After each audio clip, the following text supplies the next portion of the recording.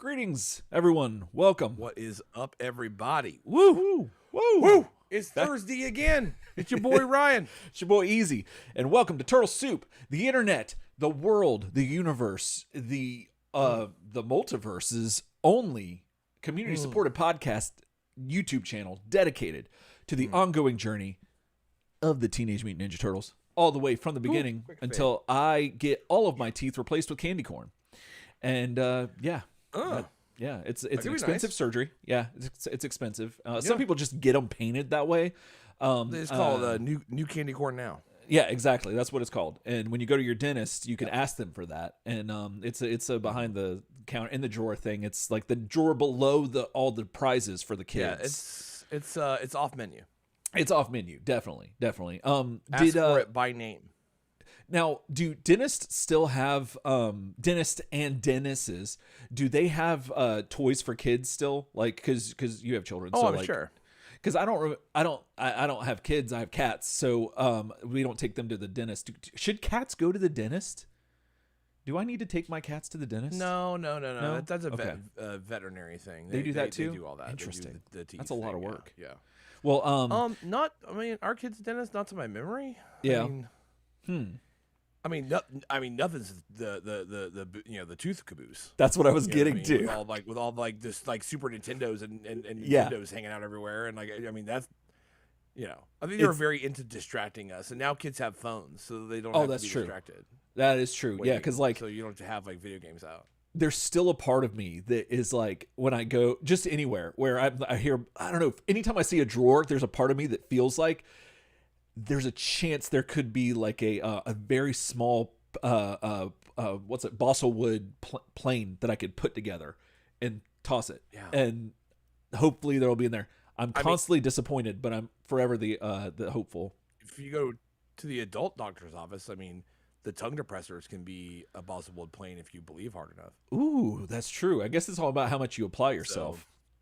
Well, it's always up there. It's always up there. And speaking of always up there, we are up there on YouTube right now as we speak. Absolutely. Live stream in the flesh.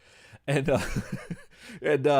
so every Thursday night, around 8 o'clock, we get on, and we just had an awesome pregame show. So that was a blast. If you're an audio listener, do yourself a favor and jump on. Even if you just jump on for the half hour, 45 minutes that we do before the show, it's a blast, and we have a ton of fun. So thank you to everyone who joined us on that. It was a lot of fun, and we got into some interesting conversation as we are to do. And but if you're here, please like, subscribe, and comment below, and just everything involving that. It helps us out tremendously and goes a long way to helping the show to grow and to get more people aware of the soup. So yeah.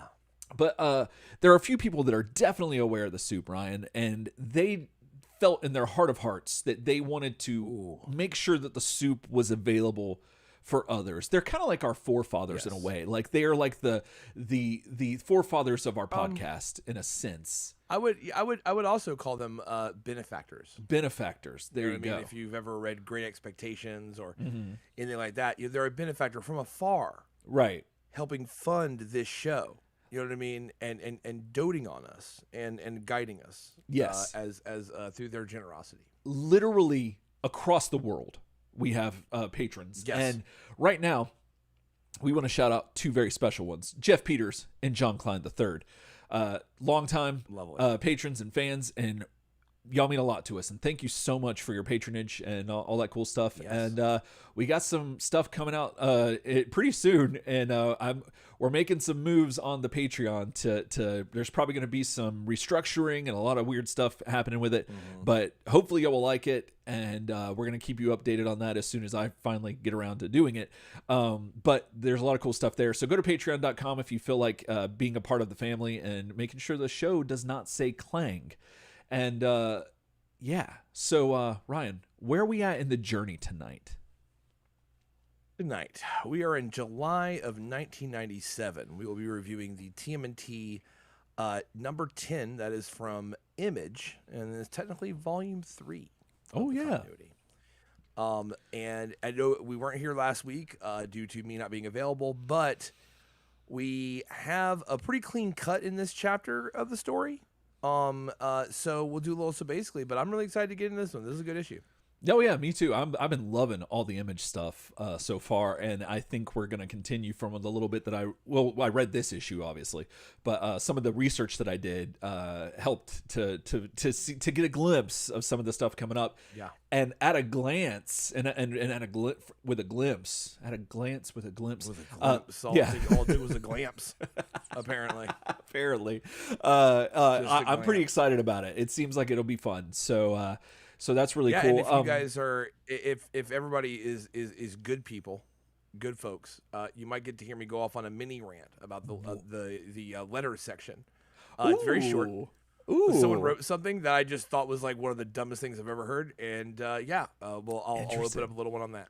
I do have to say, I always love when you go through there and read those, because like sometimes I'll do it and I'll spoil myself on it, because like it's weird when you do a show like this, like you kind of want to enjoy it too, because I'm like I'm okay, I guess, but you're like my best friend, so like I like hearing you talk. That's why we're friends, and so I like hearing your insight. But if I already know, then it kind of takes the joy from it a little bit. And I could see that. Yeah. I can see that. Yeah. So I'm really excited because I didn't read the letters this time. So I'm anxious to see what we're gonna do here. But other than that, how you been, man? Where are you at in your journey, if you will? Oh man, I've been good. Like watching a ton of baseball. God, it's funny. I had something I was gonna actually say, and I thought like, if we get to that, I'll say it. But that's kind of it. We had my big work function, which is why I wasn't available. Last week. Right. And the guest it's basically like a fundraising dinner thing that I have to help like make sure happens and stuff. The guest was Joe Theismann, the famed Redskins quarterback who suffered a 2-point compound fracture live on TV. Jeez.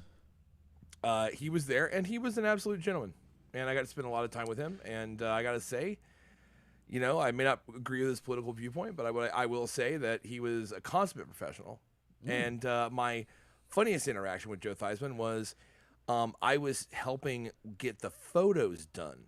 Right. Because like all these people line up for photos with him, and we have to have like a little card that they have to like fill out with their address and stuff so we can mail them the photo and stuff. Yeah. And so I was taking the exposure number from the photographer and getting it on the card and stuff like that, so all the pictures match up with the IDs and stuff. Right. So I'm doing that and everything, and he was like pretty great. Like he made sure everyone took their name tags off. We're buying people like to take their name tags off because we had like paper name tags and stuff. Oh yeah. And he made all the men like button their jacket, right? Like button their coat.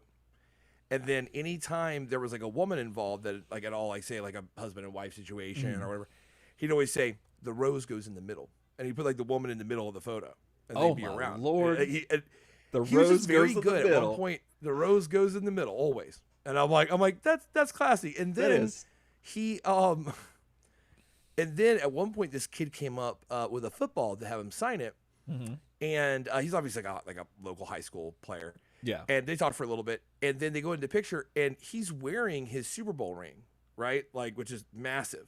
Okay. He dips in his pocket and pulls out his NFL MVP ring, which is like just a little less massive. Yeah. Like, and gives it to the kid and like has him put it on, like, and like take a photo like with the that's ring. neat. And then like he took it from the kid and he put it on his other hand, and he did not kind of offer that ring experience again. That was just a one offer. I'm like, that's neat. That's pretty great. That is pretty cool. So he was really, he gave it, it was kind of like a dinner talk thing. So he gave a big like inspirational speech and stuff. Yeah. And it was good, but like, And then the funny part is, so I'm doing this the whole time. So I'm watching him do this, and I'm watching him like literally reach over and like straighten people's ties before the photo and stuff, which is what a lot of people don't do. Like a lot of celebrities that we've had at these events, like they're nice, but they're very like smile. Right. They don't care if you look like shit. They don't care if you have a name tag on. Like that's not their problem. But he made it his problem. So all this is done, and then we get to take photos at the end, kind of when everyone's done, like, staff and stuff get to go in there and hop in there. Yeah. So watching him be like, oh, name tag, oh, button that coat, sir. Oh, let's get that tie straightened up. Oh, roses in the middle. Like I've seen him do this for literally like over 100 opportunities. I watched this. When it's finally my time to walk up there with Alicia and us get a photo. Yeah. Of course, I've got name tag on, coat unbuttoned, tie askew. And I roll up and he looks at me because he'd been looking at me and we've been talking the whole time for like an hour while we're taking these photos. He looked at me and goes, I mean, come on, man, like name tag coat, let's go. And I'm like, oh shit. I'm like, oh man, like I like make myself right. I was watching it. I even told myself, I was like, man, when I get that photo, like I'm gonna walk in there right. You know what I mean? I've been watching the advice. Yeah. And then I come in there and then Alicia rolls up and he's like, oh, Rose in the middle. And of course I had gotten like where he was in the middle. And I'm like, oh, fuck, Rose in the middle. Like for some reason, when I got up there, it was just like, nah, like you did it all wrong. And I'm like, I see. Like, I wonder if there's a version of you like within yourself that wanted the full experience, that you enjoyed the classiness of it, that you wanted to be just like an average Joe. I had never thought of it that way. Mm-hmm. I always just kind of thought that I was like super distracted and like not being just kind of being airheaded about it. Yeah. But maybe a deep part of me was like, no, I want him to straighten my tie. I want him to tell me to button my coat. I want him to say my wife is the rose that goes in the middle. Like, you know what I mean? Maybe I wanted all that. If I know you, I know that that's something, because you and I both would be that way. It's like, no, I don't want the special treatment. I want to be just like, Now, I mean, I might want the ring on my finger, but you know what I'm saying? I mean, how often do you get a man to do that? Right. You know what I'm saying, ladies? Yeah, that's a one-offer, but yeah, but it was great. You know, Father Preston was there, of course. Oh, yeah, I remember him. Be able to work with him, you know, it was a lot of fun. But that was like a really kind of crazy Thursday, and I felt like hungover from that on Friday. Like I was just like wore out. Yeah, it was very intense. Goodness. But that's kind of been what's up with me, honestly. I've really been doing that. Oh, the last thing is obviously, so I've been watching Doctor Who with Brad. Right. And had my first doctor regeneration. Oh, so my first time I have a different doctor as the doctor. Interesting. And it was Matt. We started with Matt Smith, and then it went to Peter Capaldi. Oh, okay. Who is much older and more severe looking, and like very different than like the playful Matt Smith. Right. And it's been cool. That's cool. awesome. But I have to like almost like advertise this because I talked a lot of shit about Doctor Who for a very long time. You did. And I have to come clean about like I've been really enjoying it, and I've really well written. Yeah. So you know we started with Matt Smith, and I've been having a great time with it. So that's awesome. Capaldi thing. That's kind of what I'm doing. That's roughly been me, I think. Yeah. Well, that's cool. Well, I've been. How about you?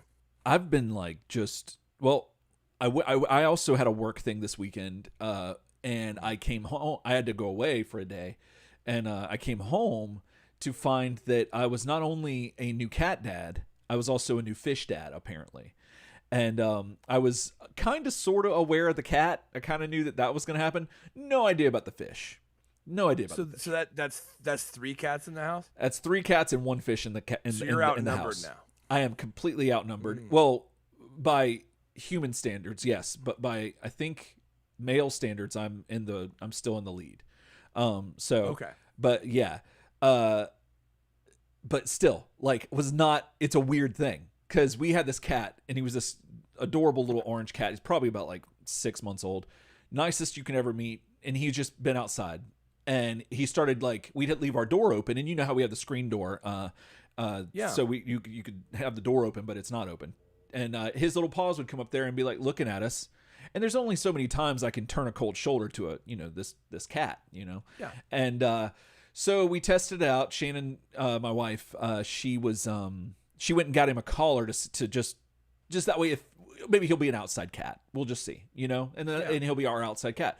But then one thing leads to another, and then all of a sudden he's inside, and it's the sweetest thing you've ever had. And he's way nicer than your boy cat that you already have. But your boy cat's got medical issues, so you kind of understand why he's kind of a jerk. But he's still handsome and cute. But still, this one's younger, so it's kind of weird. It's a juxtaposition of like emotions. I about said juxtamotions, but like that's not really a word. Juxtapromotions.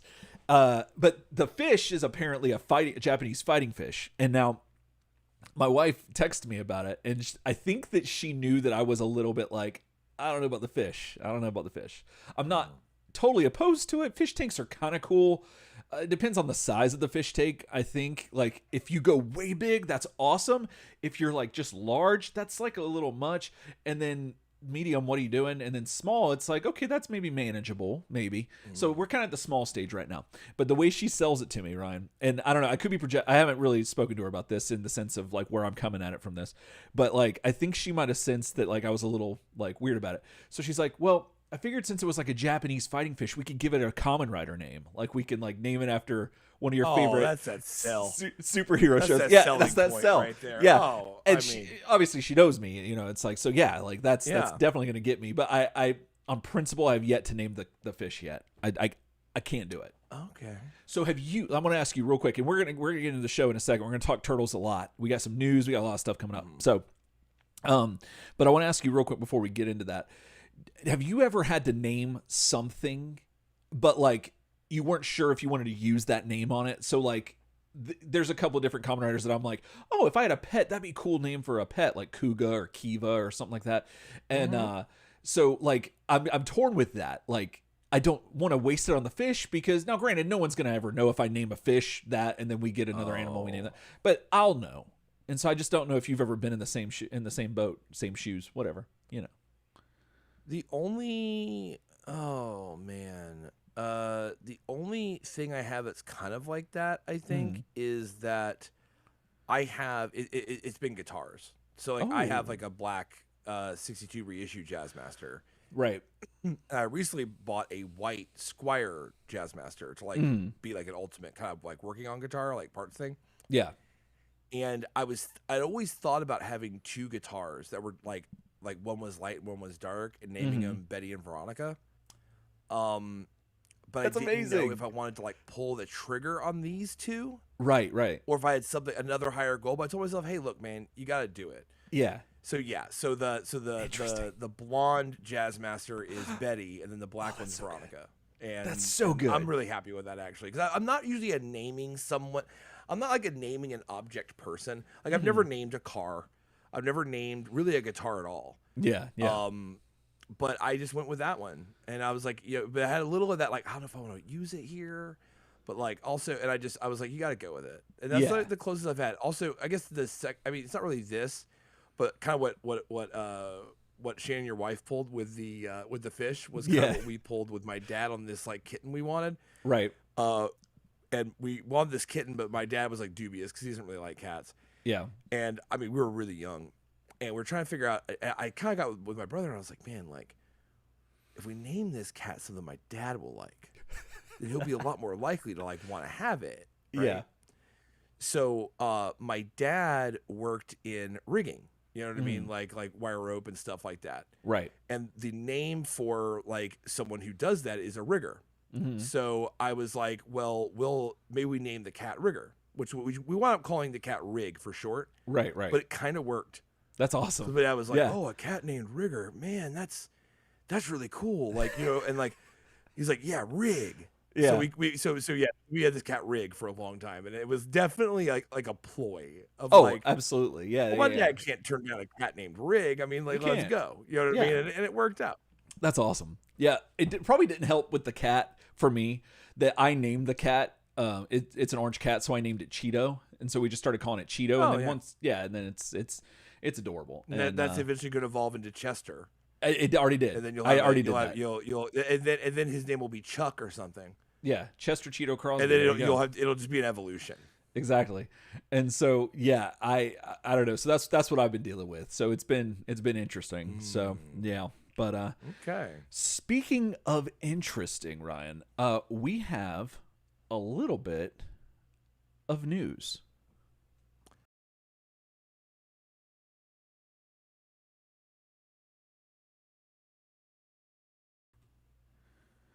And here we are. News time again. News time. It's Turtle Soup. news time News. again. We got the news going on. Everybody. So welcome to Channel 6 to Midnight News. And we have some stuff to talk about. There are a couple of things. Now, it's not the this is nothing groundbreaking necessarily, but it is still very, very interesting and very telling of some future events that are on the horizon, and in the vein of NECA and their Teenage Mutant Ninja Turtles Universal Monsters line of action figures that, if you hadn't known, are based on the movie Turtles. So that's a whole thing Yes. that came out, especially when Judith Hoag said that she's, Yeah. you know, the figure based on her for Bride of Frankenstein that was just released. Well, I don't know if it's out physically yet, but I know that people are pre-ordering it and all that stuff like that. So it'll be out soon physically. But in the meantime, we're going to take a look. Let me see here. Let me see if I can pull that up real quick on the old screen. We have Michelangelo as the Mummy. Now, we knew this was coming. We knew that Mikey as the Mummy was coming, and we saw a glimpse of him. I believe we saw him on the Raphael box. That on the side, you could see they showed him, and then they showed April, but it was a silhouette of April, if I recall correctly. And this version of the box looks so much cooler. This there was something not right about the eyes. And if I recall correctly, again, the box, the Raphael's, when they first teased it, the side profile of the box, it showed Raphael as Frankenstein, Frankenstein's monster, Leo as the Hunchback, and Mikey as the Mummy. But Mikey and Leo both were like, I guess, not necessarily concept, but early versions of them. And Mikey just had something with his open left eye that just didn't look right. It wasn't quite there. It just looked strange. Here, it looks fantastic, and I love this. It is piercing and you have to stare at it. And like, I've been staring at this for a minute now, and I still love it, and I keep loving it. And it is so nice to just. I'm really excited about these box arts because it's always nice when you can maximize your purchase, in my opinion, at least. And so when you buy the toy, you also get the box, so you have two things to display essentially. And I'm always a fan of that. Well, now not only did we get the front of the box, we also got the back of the box, and we get to see a little bit of what Mikey comes with. Through ancient dust and pizza crust lurks Michelangelo the Mummy, as the Mummy.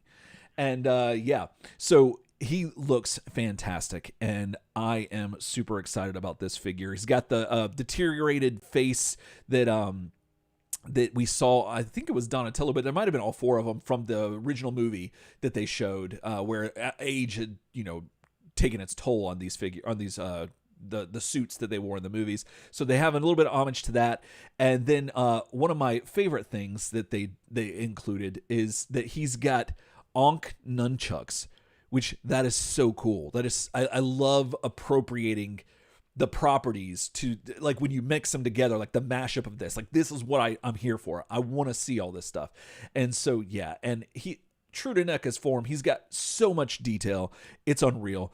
And I am super excited about this figure. I think they did a really good job with this one. And I am really excited about this. Let's see. Let's check back in with Ryan real quick and see if I want to get Ryan's take on this. Let's see. So Ryan, what do you think? Like, are you looking forward to Michelangelo, or is this not impressive to you? What's your take on this? I mean, this might be the one I buy. I mean, really? There was something about it.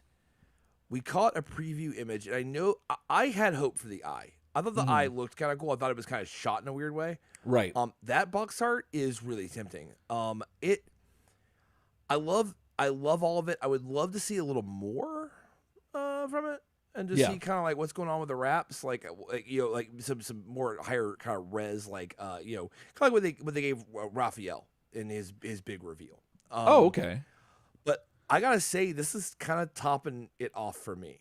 I Really? mean, the only guy that might be able to unseat him for me would be obviously the one that we're going to get into next. Which is, all right. So speaking of this, Ryan is alluding to this. Let's take a look here real quick. Here we go. Donatello officially as the Invisible Man. So this is our first look. We did not know that who Donatello was going to be. They didn't tell us anything. I don't recall them dropping any hints outside of this drop. I think on their Instagram they said they posted Michelangelo's box art, and they said in the comment section or something below, look closely or you'll miss it or something, or you won't see it or something to that effect. And that's the only reference they made to, like, okay, we'll scroll through and, oh, there he is right here, the Invisible Man. Now, this is showing him on the box. This is not an actual, This is a drawing. This is not a physical picture of the toy, like a photo of the toy. This is a drawing, at least from what I can tell. And so it looks really rad. It's got Donnie in the turtle, like his head is like wrapped, much like the Invisible Man's face was. And he's got some hair sticking out, which is interesting because last I checked, Donnie didn't have hair, but Leonardo did have some hair as the Hunchback. He's got the goggles, he's got a trench coat, and he's got like a purple scarf or some sort of fabric on his chest, and that's really all we've got to go off. But this is the reveal. This is them saying, hey, Donnie is the Invisible Man. And based on this, if it looks like this box art is very compelling, and like, I mean, I'd buy this figure if I didn't know anything about any of this. I would definitely buy it based off of that box art. But like I said, this is a drawing. It's not a production photo like the rest of them have been. But yeah. So Ryan, what's your take on Donnie now? Your favorite turtle going to be the Invisible Man? Did you see this coming, Ryan? I was hoping, because the Invisible Man has precedent for being made into a TMNT Universal toy, Universal Monsters. It's been made before, famously with the translucent plastic, which is, I mean, when we reviewed that initially, like one of our favorite toys ever. Oh yeah, so good. So just doing a little bit of background. So the original Invisible Man movie came out in 1933 and featured Claude Rains as the Invisible Man. And in photos you can see from that, the wrappings do have hair like sticking out of them in several places. Oh, okay. Like brown hair. So I believe that is kind of part of the whole thing. Maybe in the movie, the hair. So you see the hair sticking out and like brown hair, and that is in keeping with like Claude Rains' kind of portrayal of Donnie or of the Invisible Man. So it looks really good. I'm really excited about it. They're doing a lot of really interesting things. Games Workshop, who's like a model company who makes like wargaming miniatures, has been doing a lot of stuff with invisible things. Ooh. They have one figure that is, or miniature that is a invisible warrior, and all he has is armor. And there's a lot of negative space, and they're really creative on how they like it has a cape, different parts attached to the cape. And then one boot like is on this rock, and like when you look at the miniature, you're like, dude, it's like he's not there, but he's just wearing the armor, and it's like the engineering is ridiculous. Yeah, and I wonder what they're going to engineer here. Yeah, now Claude Rains, obviously, because of the effects in the 30s, is always just shown in his wrapping, right? Yeah, but later incarnations of the Invisible Man with special effects did show him as being invisible in certain parts. Yeah. So I'm very curious about what feature they're going to have. Yeah. And if they have a feature that makes him look invisible. Maybe a part is translucent or something like that would really blow me away. But just the looks of what I'm seeing, very Claude Rains with the goggles and everything like that, that does have me interested. And I think for me, it's kind of between the Mummy Mikey and Invisible Man Donnie. I feel like those are like taking my attention away. Oh yeah, definitely. Yeah. And I really do like this. I'm looking at this image again. Here, let me see. Let me actually pull it up again because I want to. That's what we're doing. Visuals. Look at the wraps on his face, on where his mouth is. It looks like teeth because of the way the wrapping is. Like it's instead of horizontal, it's vertical, and that's some subtle stuff. That's like. Just, I love that attention to detail because that's where his teeth would be. Yeah. And so, I mean, I don't know if they intended on that or if I'm just projecting that onto the Invisible Man. But that's what I see when I looked at it. And I'm really loving that. And again, like we keep saying, NECA's, attention to detail is fantastic. They always knock it out of the park.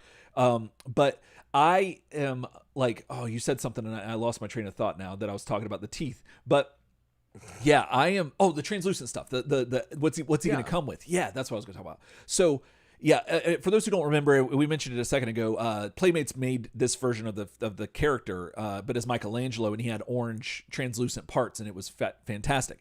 If they did that on this, that would be amazing. Like I don't know what I'd do. Like I mean, I'd probably buy it, obviously, but like that would just be like amazing. Especially even if they just did like two hands that are translucent and they're purple. Yeah. Oh like, yeah, I think they could. I don't think it would take a lot for them to do that.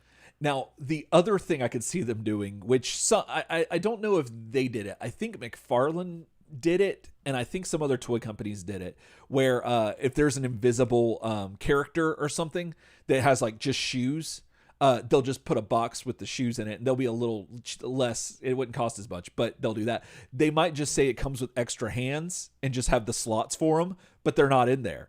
And so that would be like, really? Okay. How would you that would be hilarious. That?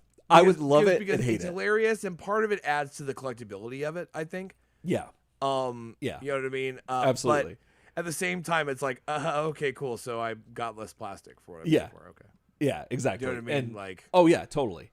And yeah, so that's that's one thing I could see. Now the other side of this is that you were talking about Game Workshop making some stuff with the translucent parts and whatnot, invisible things.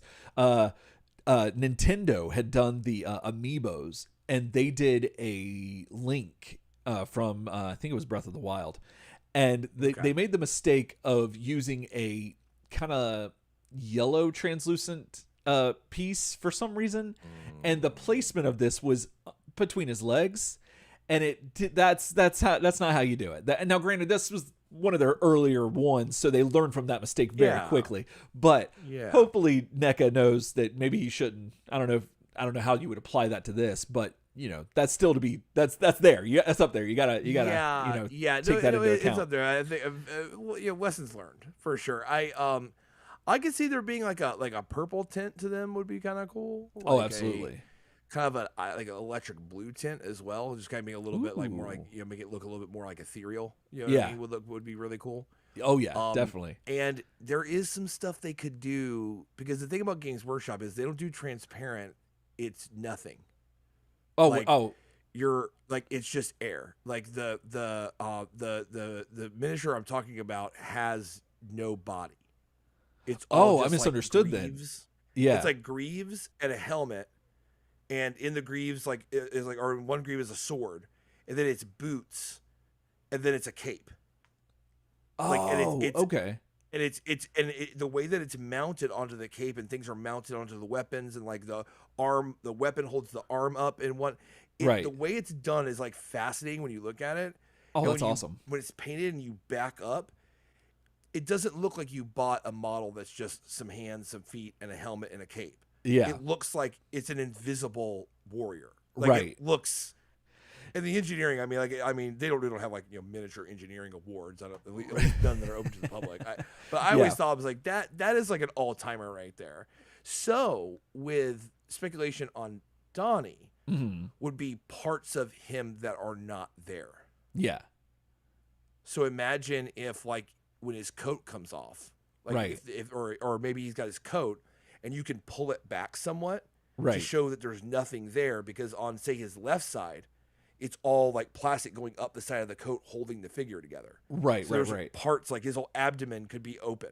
Yeah. Like stuff like that. Like, you know, it would be a lot of engineering, and I know that would affect his posability, obviously, and stuff like that. But that would be amazing. It would be. Like, that's the only time it's almost like I wouldn't be buying it for the plastic, because they're, you know, obviously they don't have there's whole parts that aren't there. Right. But I'd be buying it for the engineering and for the shelf factor of like a display this factor. This is like no other action figure. Yeah. Right. Like, this is like no other action figure. Yeah, don't pose him too hard because you could break him. But this is like an engineering marvel. Right. That reminds me. Yeah, that reminds me of Gentleman Ghost from DC Universe Classics. Mattel made when Mattel was making him. They did a similar thing, but just the head. It had the top hat, but the collar went up to brace that, and he had a monocle like on the, and that was amazing. I was like, that's so genius. Using negative space in a really creative way, it would be very interesting. So I would be interested in see how they engineered this, and I won't be disappointed if it's not engineered. I won't be disappointed if he's, because keeping straight to Claude Rains, like he wore gloves, a full jacket, pants, like the head wrap, like even, I mean, he even had like the goggles, and they had a fake nose on them. Yeah. Like, oh, you know what I mean, over the wraps. Like it was apparent that he was trying to make himself like not show any of his invisibility, right? Like, so if they go traditionally with that, I'm not mad at that. You know, it's more like engineering the negative space, translucent like accessories or other options. Those are things that would take it from like, you know, from 9 to midnight. You know what I'm saying? Like I'm already, you know, sticking straight out. I mean, I gotta watch out. I could bump into something. You know what I'm saying? Oh but yeah, like, but you know, like going up to midnight, like maybe a little extra would be really wild. But like I said, I'm not disappointed, and I'm not out if it doesn't have those things. But man, if it did, if they reached for it, like how amazing would that figure be? That would be awesome. It's just really exciting. Well, so with Donatello now, you know, we now know that he's going to be the Invisible Man. That leaves, if I recall, Shredder and Casey Jones from the movie line that have not received, and Splinter, who have not received counterparts in the Universal Monsters line. And so I'm curious where they're going to go with those, because like we said earlier, they're basing these off of the movie line of figures. So it would stand to reason that whatever figures the movie line has, those will get counterparts. And so I'm curious what they're going to do with Casey and Shredder. I could see because you might could argue that like a werewolf for Splinter, but that would seem like it'd be too easy. But then again, it might just be right what it needs to be. But so we're missing Dracula. Oh yeah, Dracula, a werewolf. We're missing the werewolf. We're missing the creature from the Black Lagoon. Oh yeah. And the one I have for Shredder. Are you ready for this? Yeah. Let me know. We're missing the Phantom of the Opera. Who is a Universal monster. That's true. Technically, he's not thrown in often, but he is technically a Universal monster, and he's been used as such. Right. Like I said, if you look at any, like, you know, just Googling it right now just to see, right? Like if you see a lot of their classic retro art, you don't see him.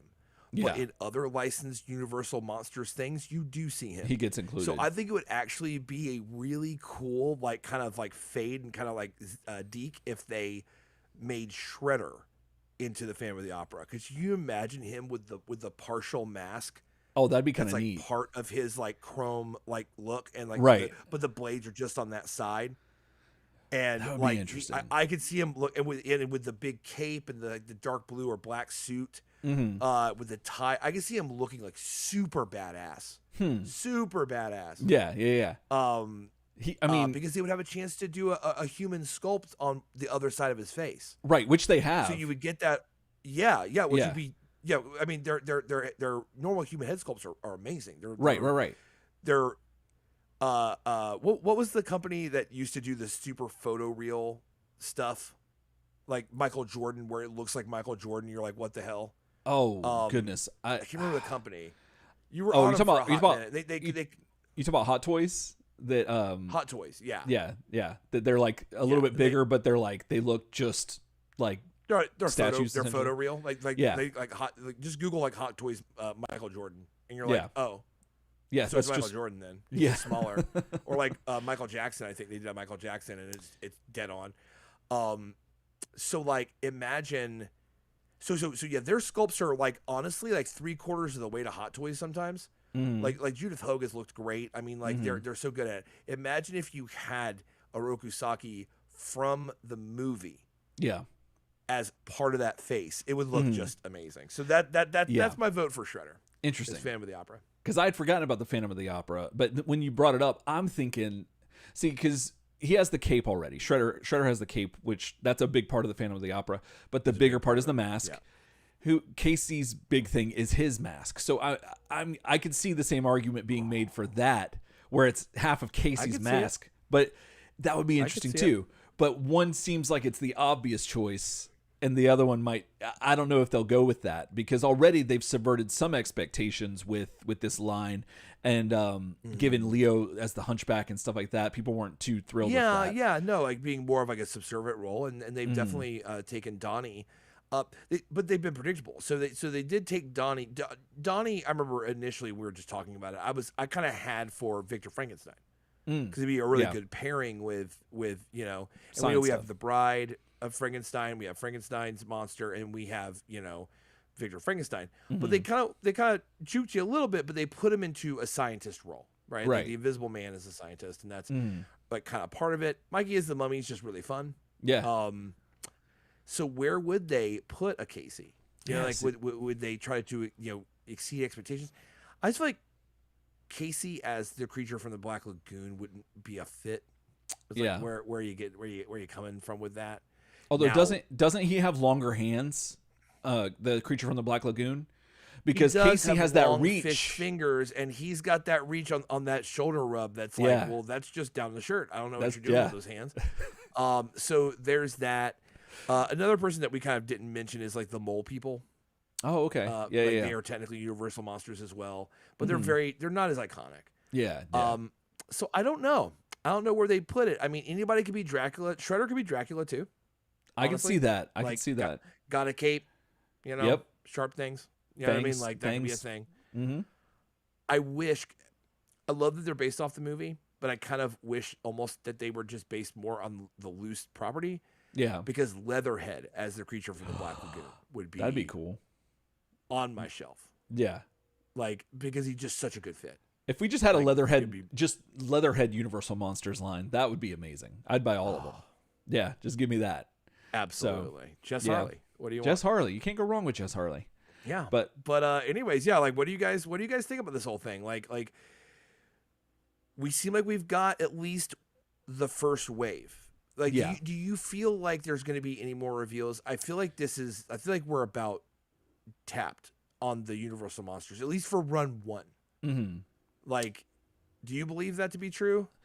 If I recall correctly, I forget what interview it was. It was probably a Whoosh cast interview or something. But I believe there were hints that they had a second wave already established. But I think, generally we think of, maybe not generally, but I guess I thought of like the first four on the side of the box. That's wave one of Raphael's box because he was the first figure. That would be wave one, and then wave two would be Donatello, and then whoever else was left, which would have been probably Splinter, Shredder, and Casey. Okay, so yeah, but they referenced that there was a two. There was a second line, and then they mentioned possibly a third, or at least a little bit of a third.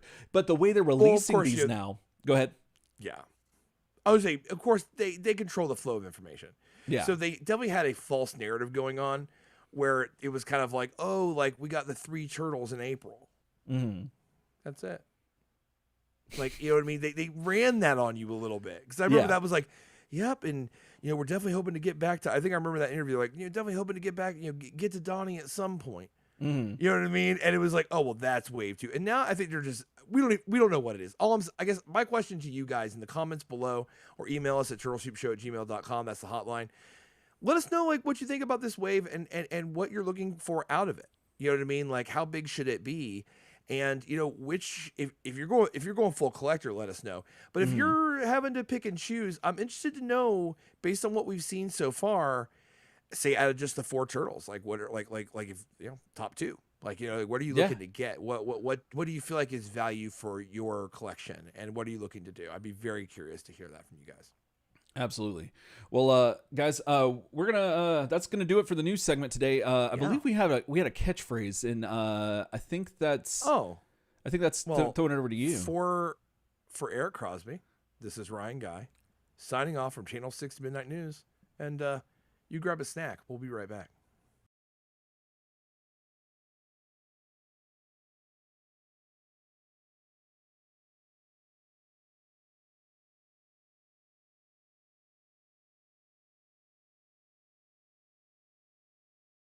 Yeah.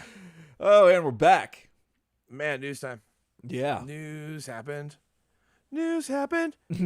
Let's see. In the chat, from our conversation earlier about naming things, Andrew Sorrentino says, we named our shark vacuum, robot vacuum Eve after the robot from WALL-E. Oh, see, there that's you cute. go. Like, there's a There thing. you go.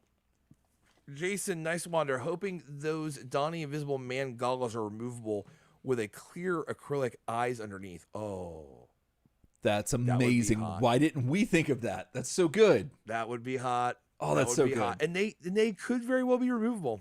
You know what I mean? Because like in Claude Rains' version, the goggles were very, very, very pronounced, or glasses. He wears both. Dark glasses. They're very pronounced off of the wraps. Right. So I feel like sculpting wise, you just pull those suckers out. And you'll be good. Oh, Yeah. Some clear. I mean, clear eyes, full hearts can't lose. You know what I'm saying? Darth Machio in the chat back says, swore this was one line I could live without and not buy, but of course I caved and got Frankenraff. Yep. And then he takes time to upvote Jason's comment about the acrylic eyes. That's genius. And Wilson just drops Casey be the Wolfman. I could see that. That's not like, yeah, I think you could do.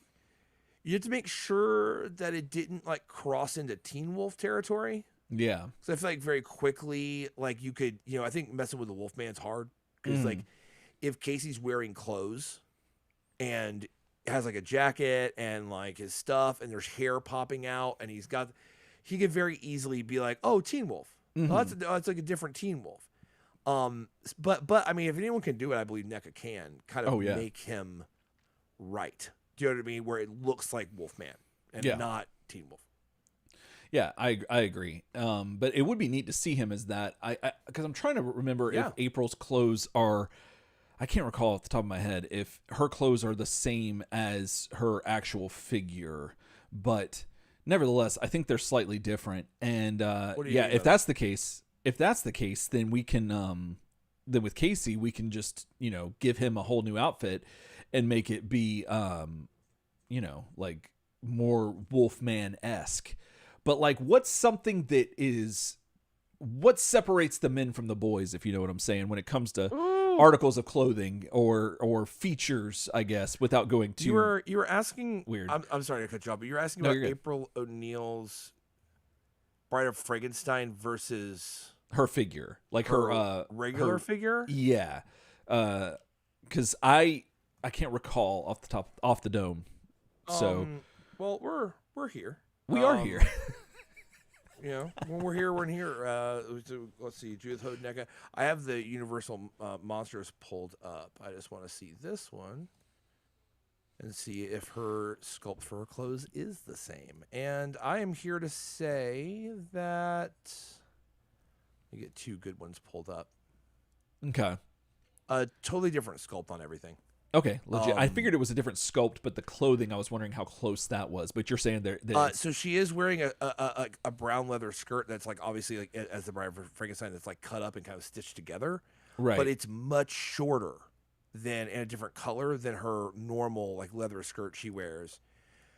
She in her normal version, her regular movie version, she has like that leather vest and that purple shirt. Yeah. Here she's wearing like the doctor's like lab coat that's like ripped up the front, but then it goes long in the back, and the legs have the wraps. It's all very different. Oh, okay. I think even the face is different. I think it might be a little different. Because get a look.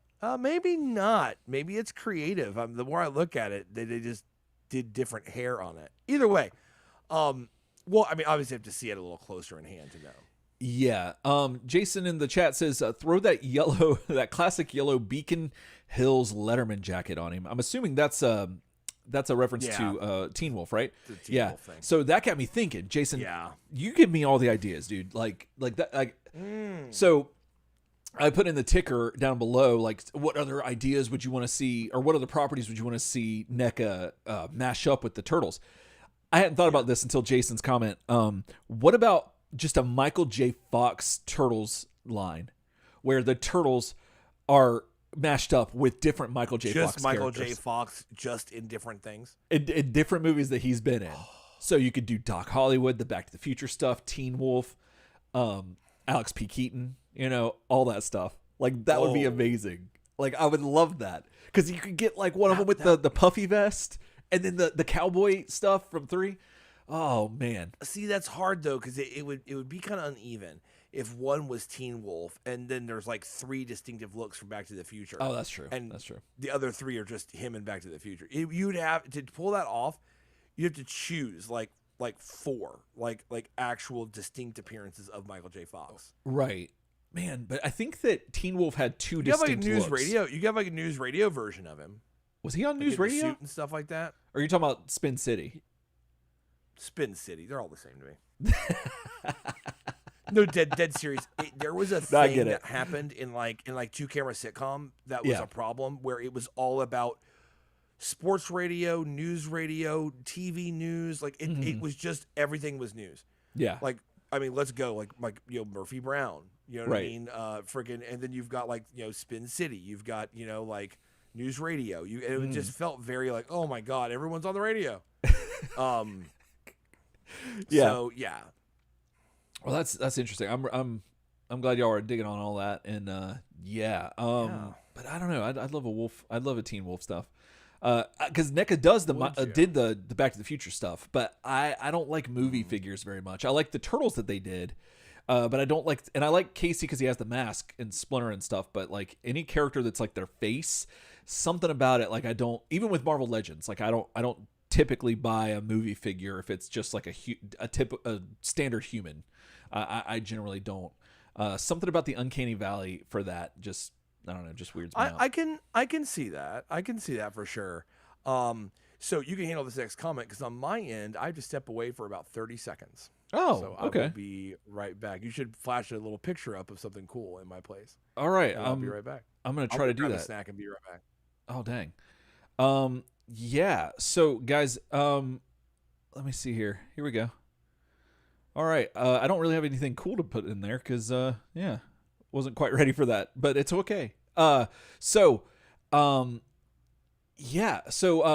in the chat saying that Mikey has to be the Back to the Future puffy vest with that yellow Erling Chiquita. Thank you, internet ? What's the Erling Chiquita? I'm totally lost. Again, math on the mic kind of thing. But the puffy vest thing. Okay, I could totally see that. That'd be awesome. He'd obviously come with the hoverboard from Back to the Future too, and that would be really rad. I guess they could do like one of them in the suit from when he's playing the guitar in the band at the prom or whatever. And Wilson in the chat says Shredder is Biff. Oh, that'd be nuts. Yeah, with the sports jacket or the Letterman's jacket, I guess.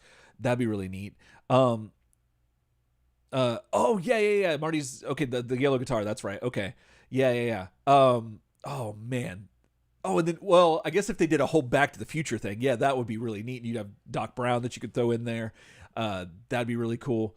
And that'd be, oh man, there's so many things they could do. The Turtles just work so well with like everything that it's ridiculous. But yeah, I don't know. I just kind of want to see the Turtles on everything. You know what I'm saying?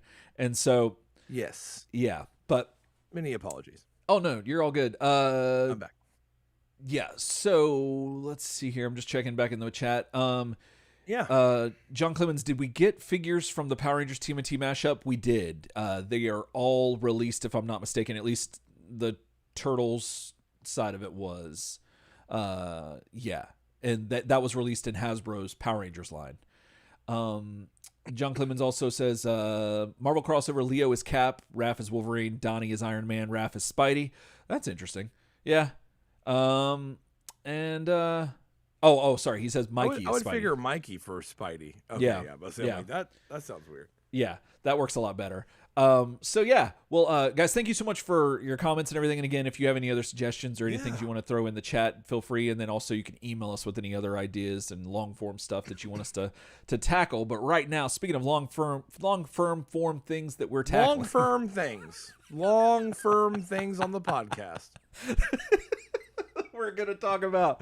Image Comics Volume 3, Issue number 10 of Teenage Mutant Ninja Turtles, all the way back from July 1997, Ryan. Image time. You know what I'm saying? Indeed. It is hot as hell in July, typically. Especially if you come from the swampy Florida times. Yeah. And in 1997, they put out a comic book. It was TMNT. It was from Image, and it was number 10, and it cost $2.95 or 410 pennies in Canada. If you're up there. Goodness, dang, it did. It had a cover that looked like this. And Eric, what do you think about this? Now, imagine it's hot. You've got. I'm sweating. You just blew it off the street. You know what I'm saying? Like sweaty as hell. Comic shop AC because it's 1997. Not working so great. It's marginally cooler than it was with a cool breeze on the sweat on your body already. Right. But you're on a mission and you walk up to the newsstand. You're like, what is going on? What can I get today? Yeah. And you see this cover peeking out. Man. How would you describe it? I would describe it as very yellow and green. What we see is a giant Turtles masthead, Teenage Mutant Ninja Turtles, with the Image logo, which, already instills confidence. Both properties, or both companies, if you will, instilling confidence. Make mine Image. You know what I'm saying? There you go. And and so that gets your attention, but then your eyes just drift slightly south, and you see a giant green as you do. As you do. I mean, it's just human nature. And you see a green figure, muscle-bound green figure that isn't a turtle, but is a cop that's also a dragon. Savage dragon, in fact. And he is featured right there in full uniform with some giant two-handed gun.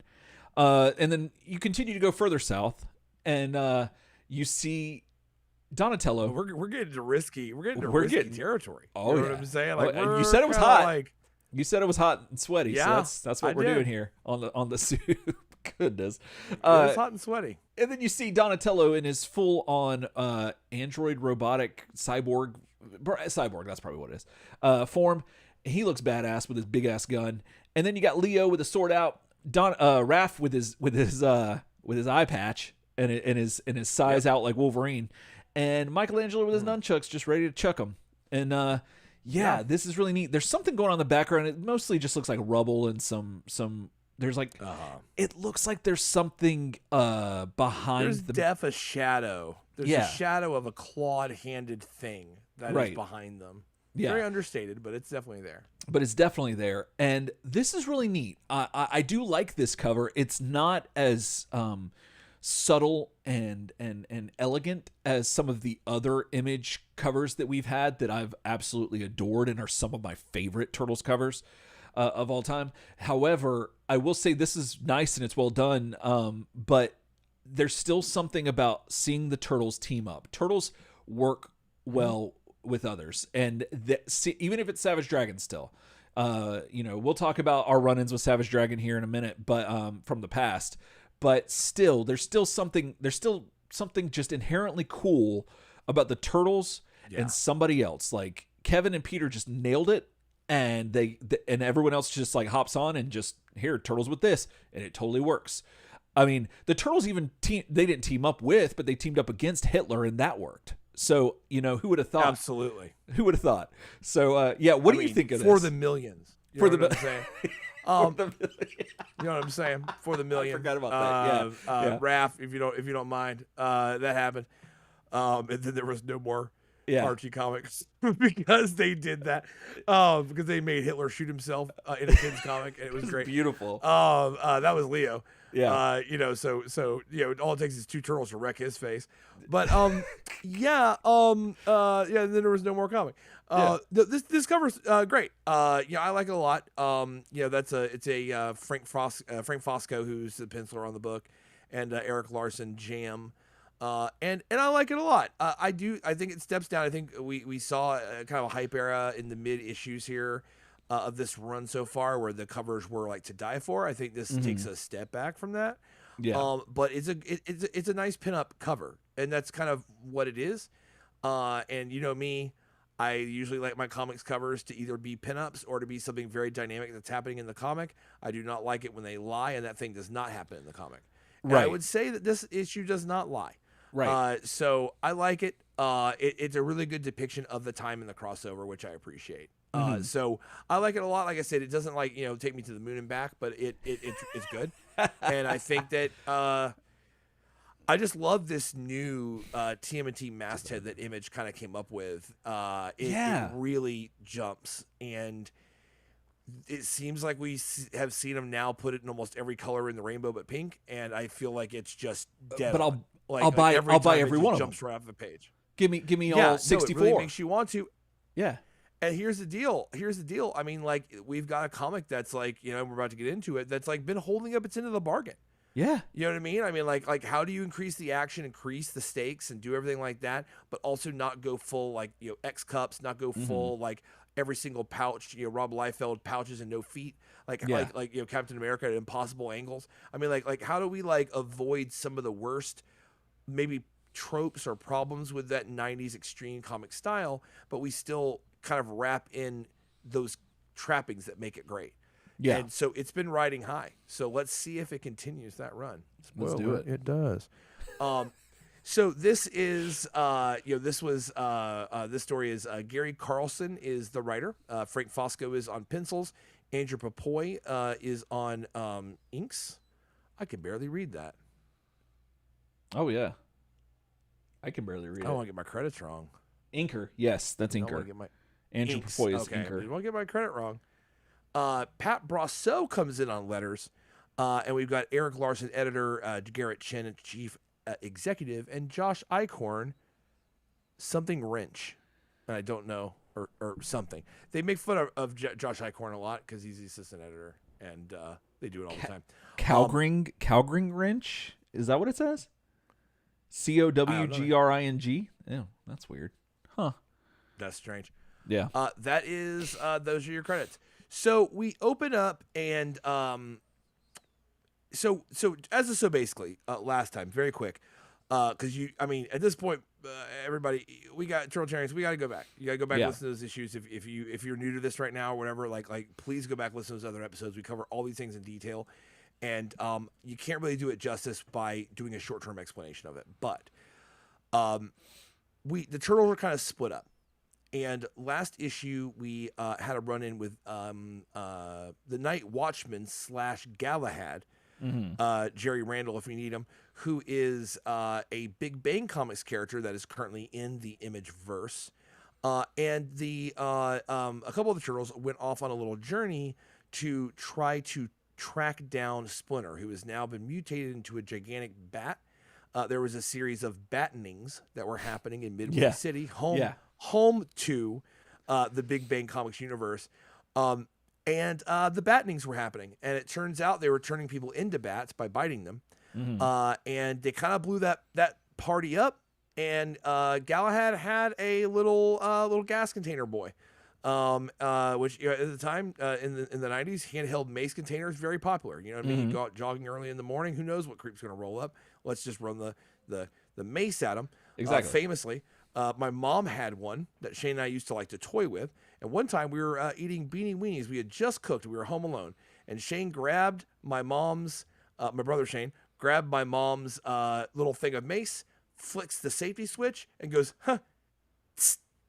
What? Just in the air right between us. Goodness. And I looked at a cold moment to look at him and go, why did you do that? Yeah. And he goes, I didn't think it'd spray so easy. And then we're both overcome. Like coughing, like eyes running, like all it just we had one moment of clarity where that mist is in the air, and I'm like, this is gonna suck. Yeah. And he's like, I didn't know. And then we were both on the back porch coughing. I threw up. Like it was like a whole 9 yards. Brand new Beanie Weenies, ruined. Because it's got mace in it. Yeah. Terrible. And then, I had to explain to my parents when they got home while the windows were open. Anyway, very popular. And Galahad had tricked one out to carry an anti-rabies medicine. Turns out they were spreading the bat virus through rabies. And Splinter got himself like a whole bunch of that dirty insulin. Like he breathed in a crap ton of it. Right. But like we don't know if it worked because he flew away. Okay. And that kind of left our Turtles and Galahad kind of like, man, I don't know if it worked, but maybe he'll come back. Maybe I don't get it. You know what I mean? So in this comic, and I kind of like, pause the story right there. Well, in this issue, we open up with Donatello flying through the streets of Chicago. I slept all the way from New York to Midway City, yet I'm aware of everything that happened during the journey. My name is Donatello. I'm a cyborg. The armor never sleeps. The armor never sleeps, just like Bucky's. Tell the armor to go straight to Chicago, and he can sleep in it, which is awesome. It is. Now, just a really cool way to think about it. I just love it. Did you see? I missed this on my first read through. Did you notice that he's like right there on the train, like that he was riding a train in there? Yeah. Yeah, I missed that. That's so cool. I just thought he ran the entire time. It's really cool. As a cyborg. Yeah. But no, he rode the train. Like that's really cool. Yeah. He rode the train, but I guarantee you getting on the train, moving around, if somebody was like checking cars, getting out of the way. Like I guarantee you that was all the suit. Like all the like logistics of actually being on a train was he just slept inside the suit, which I think is just awesome. Great detail. Do you think that he turned his arm into a bindle? Had to have, right? Probably the big gun. Probably the handgun. Yeah. Literally. Oh, okay. The arm gun. The Probably arm just like gun? put that over his shoulder, and he's like, "Oh, there's my bindle." Then it got it. Yeah, that's probably if you ride a freight train, it's important. It's one of the only ways you can avoid hearing the Soul Asylum song. Yes, absolutely. Yeah. Is if you already have a bindle, they're like, "Oh, you're just a hobo," and you're like, "Yep." They're like, "Okay, cool. We'll not sing Runaway Train," and you're like, "Thank you, God," because that's a hell of a tax to pay for riding this free train. It is. You know what I'm saying? Mm-hmm. You got to tell them something in hobo code. But anyway, so Donnie's kind of grappling with the fact that like the cyborg, he said cyborg bit freaked me out at first, but now I think it's pretty cool, and I'm basically better than I was. And it's a big monologue, and you see him jumping around. He's deadlier, and he kind of says like, "But I don't need the armor as much because I'm a ninja." And in fact, I came here to Midway City to kill somebody. What? My brother Leonardo. What? He's gonna kill Leo. Goodness. Oh no! A lot's happened between the last two issues. He's gonna kill Ralphie. That's basically what happened. So Donnie creeps down. You know what I'm saying? Yeah. Down these stairs, and you got Leo like that's working on the Triceraton air car. Because don't forget, when you leave the Triceraton air car overnight in Midway City in a patchy part. Somebody just came out and stripped it, even though those people had no idea what it was. Yeah, no, they were trying to break it down anyway, and I admire that. Yeah. God, Brad and I were watching X-Files last night, and like there's just another scene, classic of like Mulder like trying to sneak down the stairs to chase the subject, and Brad goes, "Who ever thought that you could sneak down the stairs?" Yeah, and I'm like, that's so true. Because, like, anytime you're in a stairwell and you try to walk down the stairs, it makes a shit ton of noise. It does. But, like, is it wood stairs? Because wood stairs, forget it. Like, that's definitely out of the picture. A concrete stairs in a fire stairwell. Yeah, that's true. Like, yeah. I literally go in and out of my building at work that way, and it's just one flight. Yeah. And if I come down trying to, like, walk quiet because I'm listening to a video or something like that, or, like, listen to a podcast, it's like, claw, claw, claw, claw. And like, it doesn't matter what I do. Right. You know what I mean? Like, just you being in that space. Anyway, but that shows you how badass this cyborg suit is, because he's coming down a ladder and he's just like sliding down. Yeah. So he pops up on Leo and scares him. He says, "What the hell did you do to my air car, Leo?" And Leo freaks out, ripping apart the blueprints for the Triceraton air car in the process. And it's great because Donnie's laughing like, "Haha, gotcha, Leo, you're dead." Like the idea, like, I could have killed you. Right. And and Leo's like, I mean, you could have snuck up on me, but like, I mean, I probably would have like used this wrench and whipped your ass. He's like, well, whatever. You know what I mean? Like I still would have killed, and they could get into that argument. But Leo explains what happened to the air car, and that some kids stripped it down, and now he doesn't have blueprints. And your boy Donnie's like, "Blueprints? What are you talking about? I can make a saw out of my hand. And I'm like, well, that doesn't seem like it'd help fix a car. No. But he goes in there, goes right to work, Mm-hmm. So we cut over to Chicago, and we see, your boy Savage Dragon at a crime scene. And Roxanne Wells reporting for WGN, Channel 8, asking what's going on with this latest vampire killer. Ooh. Okay, we got a vampire killer on the streets. Your boy Dragon, he's kind of like giving a little of the like, thank you, miss. We're gonna figure out what it is, but classic cop answer. They don't have anything. We don't have a common thread, but we're looking on one, and please stay home if possible. And then off the record, she's like, I mean, like, dude, like, you have anything? And then like Dragon's like, yeah, fuck no, I don't know, what, no one knows who it is, and it's sucks. But I am gonna talk to the Vicious Circle tonight, which in the Savage Dragon universe, the Vicious Circle is kind of like his rogue gallery, kind of like the Legion of Doom. They're They're kind of Legion of Doom, but they're not always bad. Like, you know what I mean? Like, it's not like because the Flash couldn't go talk to his rogues gallery because they want to kill him.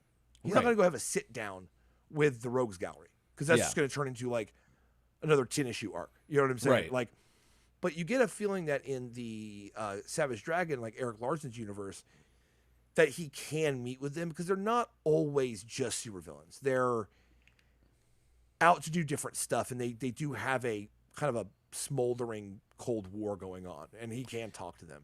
Yeah, and I wonder if there's anything to do with the fact that he's an actual police officer. There's something to be said about like, kind of almost like a Batman thing where Batman could go talk to some of his villains, but even if they do want to actually kill him too, but like there's something there which is kind of neat, and so I wonder if there's involving the law that it grants him that sort of privilege to be able to do that. Maybe he's like almost like too high profile to really kill kind of thing. I don't know. I don't profess to have read a lot of Savage Dragon, but Me neither. He's gonna sit down with him and kind of figure it out, and that's it. So all of a sudden, classic beat boy, good old cop number 4 walks up and goes, hey, Dragon, they got some visitors over here who want to talk to you. And sure enough, who is it? It's those turtle boys in that disguise. You know what I'm saying? Incognito, little invisible man themselves. You know what I'm saying? Now, they're not in full white face. It's not the animated series. Thankfully not. But they're about as creepy and as Savage Dragon refers to them, midget perverts is what he calls them. He says, what's up? You look like midget perverts. That is exactly what he says. They're like, oh, it's he's like, it's us, Dragon. Mike and Raph, the turtles, remember? And it almost feels a little bit like they're like, remember us, man? Yeah. Remember? Because like they don't like have the strongest relationship with Dragon. And you get the feeling that like your boy might just occasionally be like, what? Which one were you again? Because he deals with a lot of things. He does, and I can see that take on it. I read it a little bit like that they were trying to think that their disguises were so like great that like he didn't recognize that's them. another angle. Yeah, because Raph says like we're incognito. Right. Like, you know what I mean? Yeah, like they're really into it because they. I can see that. Like, we'll do you a favor and tell you our secret identity because our costumes are so good. And he's like, yeah, no. Exactly. Yeah, that's what I was thinking because the turtles have ran into the Savage Dragon before, and we've covered them on the show. Absolutely. No, they've definitely crossed over, but not like tight. I don't know, man. Not like everyday part of my story.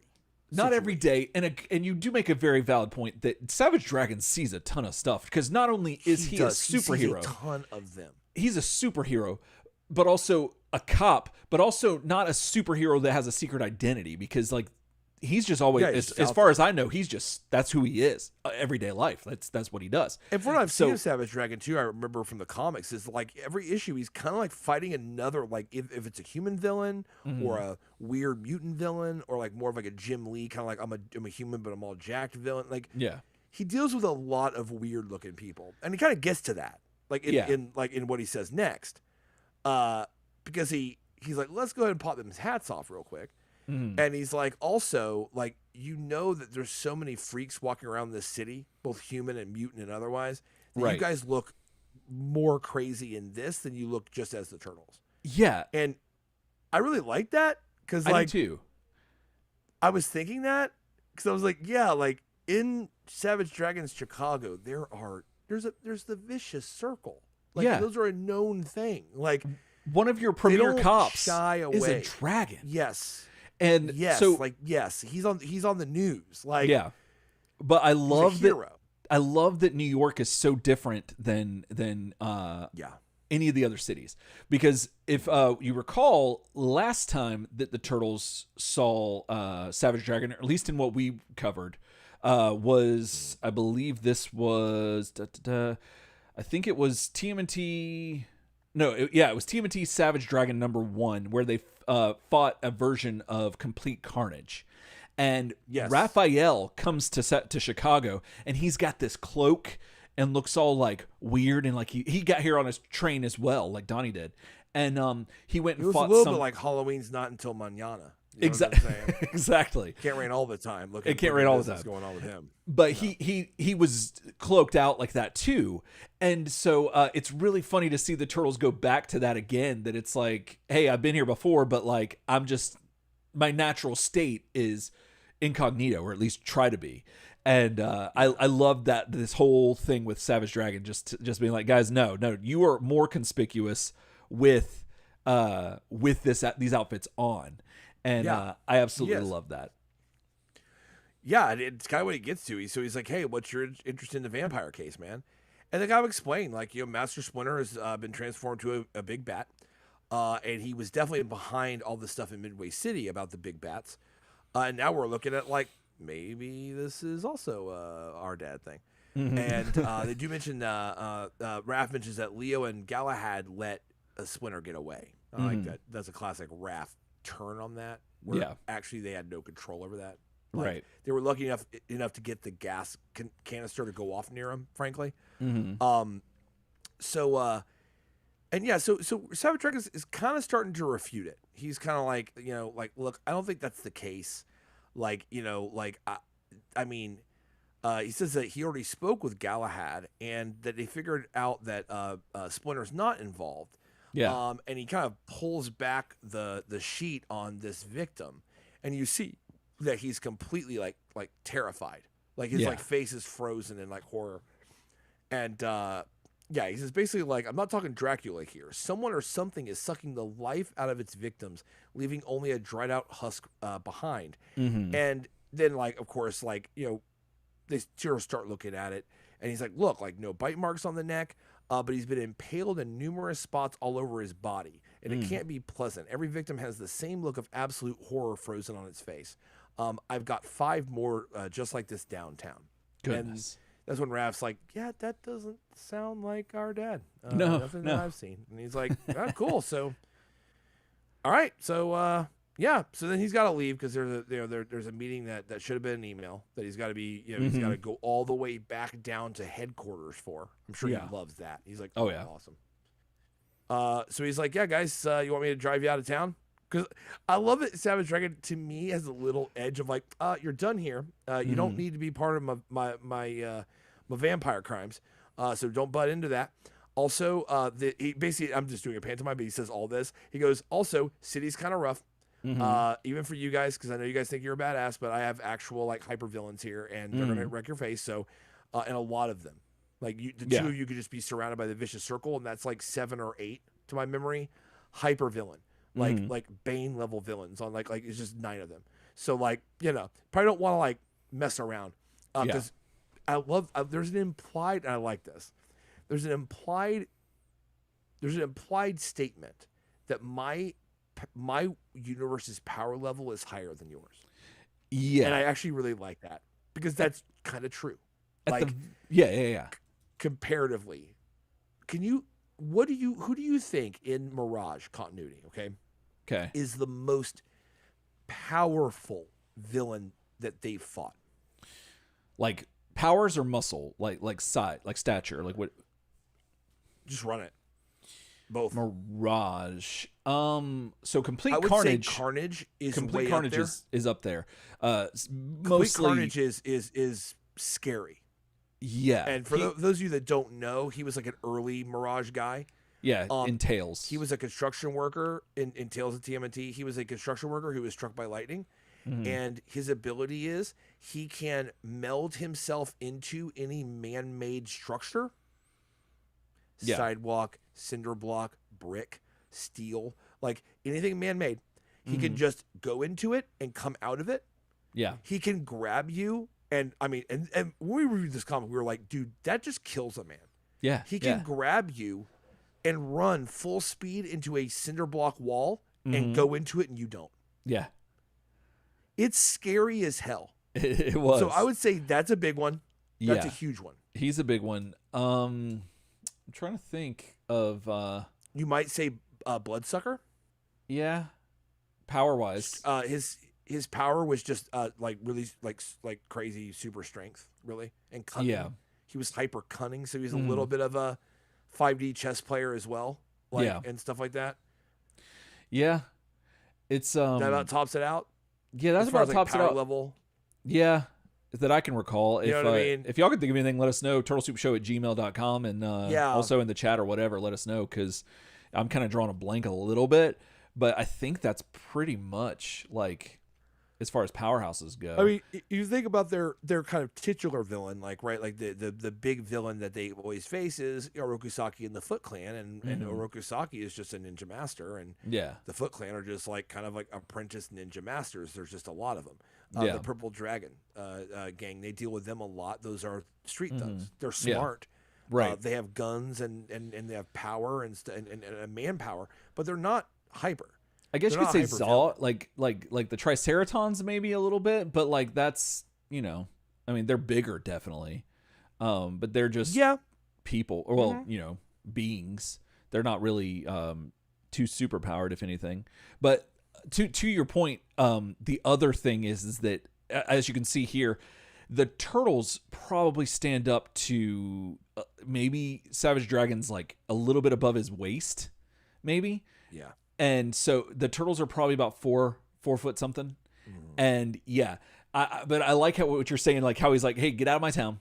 Because the way I think of Savage Dragon is, especially as him being a police officer, that he's got a lock on his town. Like he knows who's here and what's going on. And if he had, and even if he likes the turtles, because I think he does. I think he actually appreciates them. I think he genuinely does. Yeah. And I think that he doesn't want to worry about them. I think he appreciates them, but he wants to make sure that they're out of here, so I don't have to think about that. Like that's a piece on the board I don't have to worry about. Totally. Yeah. He's got a little of that, like this is my jurisdiction. Yeah. A little of that like classic trope of like when a detective from another jurisdiction comes over and it's like, why'd you cross the bridge without telling me? Yeah. Like you guys aren't supposed to come over this side. That he's got a little of that, like, Mulder and Scully show up on an X-File, and like the small town sheriff's like, we don't need you here. Yeah. Kind of that territory thing, right? Yeah. He's got some of that going on, and I think, like I said, I mean, the power level is higher than the turtles are used to dealing with. It is, because it's a lot. It's Image. It's an extreme universe. There's a lot of really powerful villains, and I think he's kind of like, don't walk alone on the streets. But they go, nah, we're just gonna play tourist. He's like, okay, he's probably like, God damn, really? Like, all right, well, I guess after this meeting, I'll be out there bailing their ass out of the fire. Yeah. Because in one of the crossovers, that was a pack along, I believe, with one of the toys. They did get surrounded by the Vicious Circle, and I think it was only half of them, and it sucked. Yeah. That was the and it took Jim Lee turtles that they came out with. It was the McFarlane, and they wrapped the McFarlane thing in, and they also did that. It was kind of crazy. Yeah. But it turned out it took a Savage Dragon plus several other good characters to like fend off like half of the Vicious Circle against the turtles.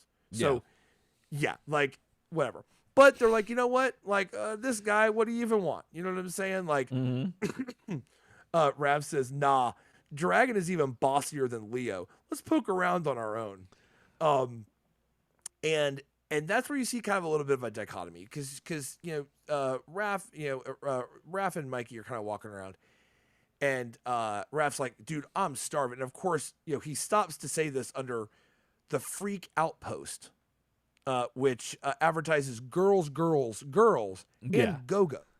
And go-go, yeah. Which means which in is the 60s parlance is dancing girls, right? Go-go girls. yeah. And he's like, man, I'm starving. I want to get food. And Mikey's like, at the freak outpost, eh? Yeah, I don't know. And Raph's like, man, like, look, dude, like, I read the articles. That's basically what that's Raph what he's says. saying. Yeah, Raph's like, nah, man, I'm reading the articles. All I want is some beer, get a pizza. Like, you know, they say if you go to Chicago, you gotta have a pizza or a hot dog, bro. Like, one of those two, and I gotta have that. I haven't had that yet. And Mikey's like, I'm out. Like, I'm not feeling that. interested in like go-go girls right now, man. Like, I just feel like our dad's still missing, and maybe you're just being irresponsible. I'm out. But sure enough, yeah, bro, we see Raph 3 deep working on number 4. I'm pretty sure. Just girls a go-go. I mean, that's just all it is, really. Dancing, doing their thing. Pacey's on, and Raph's like, I'm still reading the articles. He's an idiot. So he's confronted by more members of the Vicious Circle because they get up on him and they're like, and I do not know who these people are. There is one that appears to have the head of a bird. Yeah. A chicken in particular. And at one point, Raph's laughing about a joke the bartender makes, and your boy goes, "What's so funny, One Eye?" And Raph's crackback is, "You are Chicken Man. Look in a mirror. You look like Colonel Sanders' wettest dream, Peckerhead." Yes. That's just off the top of the dome. That Off comes the dome. from What's So Funny, One Eye. Yeah. And he's like, I'm gonna read you to filth about how you look like a damn buff chicken, and it's weird. Colonel Sanders' wettest dream. Goodness. Yep. That is So that is a bunch of things I it's- never thought about.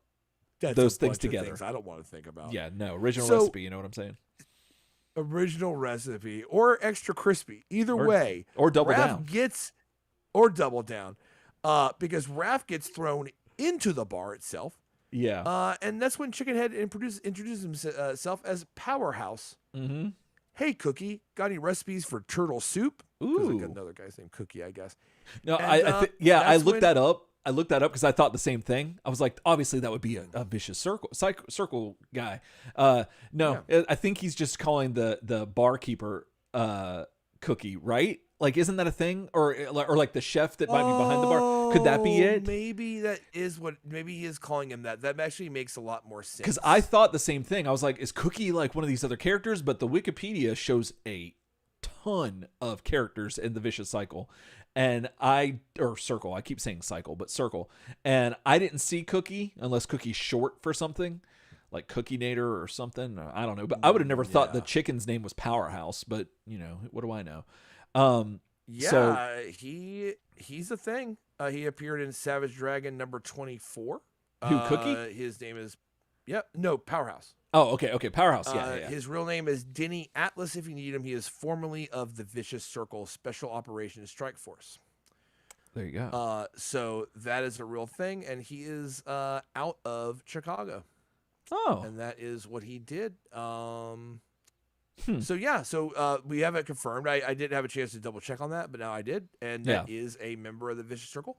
And he's like, "What's up?" And Raph says, "Personally, I'm in the mood for chicken kebabs. Butchering chickens makes me hungry." Yeah, Which is a vicious cycle its own self. Am I right? it is. Kill a chicken man, it makes you hungry for chicken, and then you killing the chicken man made you more hungry for the chicken, so you eat more chicken. And it's like it just and then you become the where's chicken my man. next chicken man? And Yeah, you become chicken man. You eat yourself like Pizza the Hut. Yeah. You know what I'm saying? exactly. And on that brilliant tete-a-tete, you know what I'm saying, of Raph about to fight Chickenhead, otherwise known as Powerhouse, and Mikey taking a decidedly emo journey. Yeah. I will pass it off to my best friend Eric Crosby. Oh, here we are, everybody. We got My Michelangelo, breast friend, your breast friend, chicken breast friend. keeping it up to breast. You know, as we do here at Turtle Soup. Oh, please do. That's our Please recipe for Turtle Soup.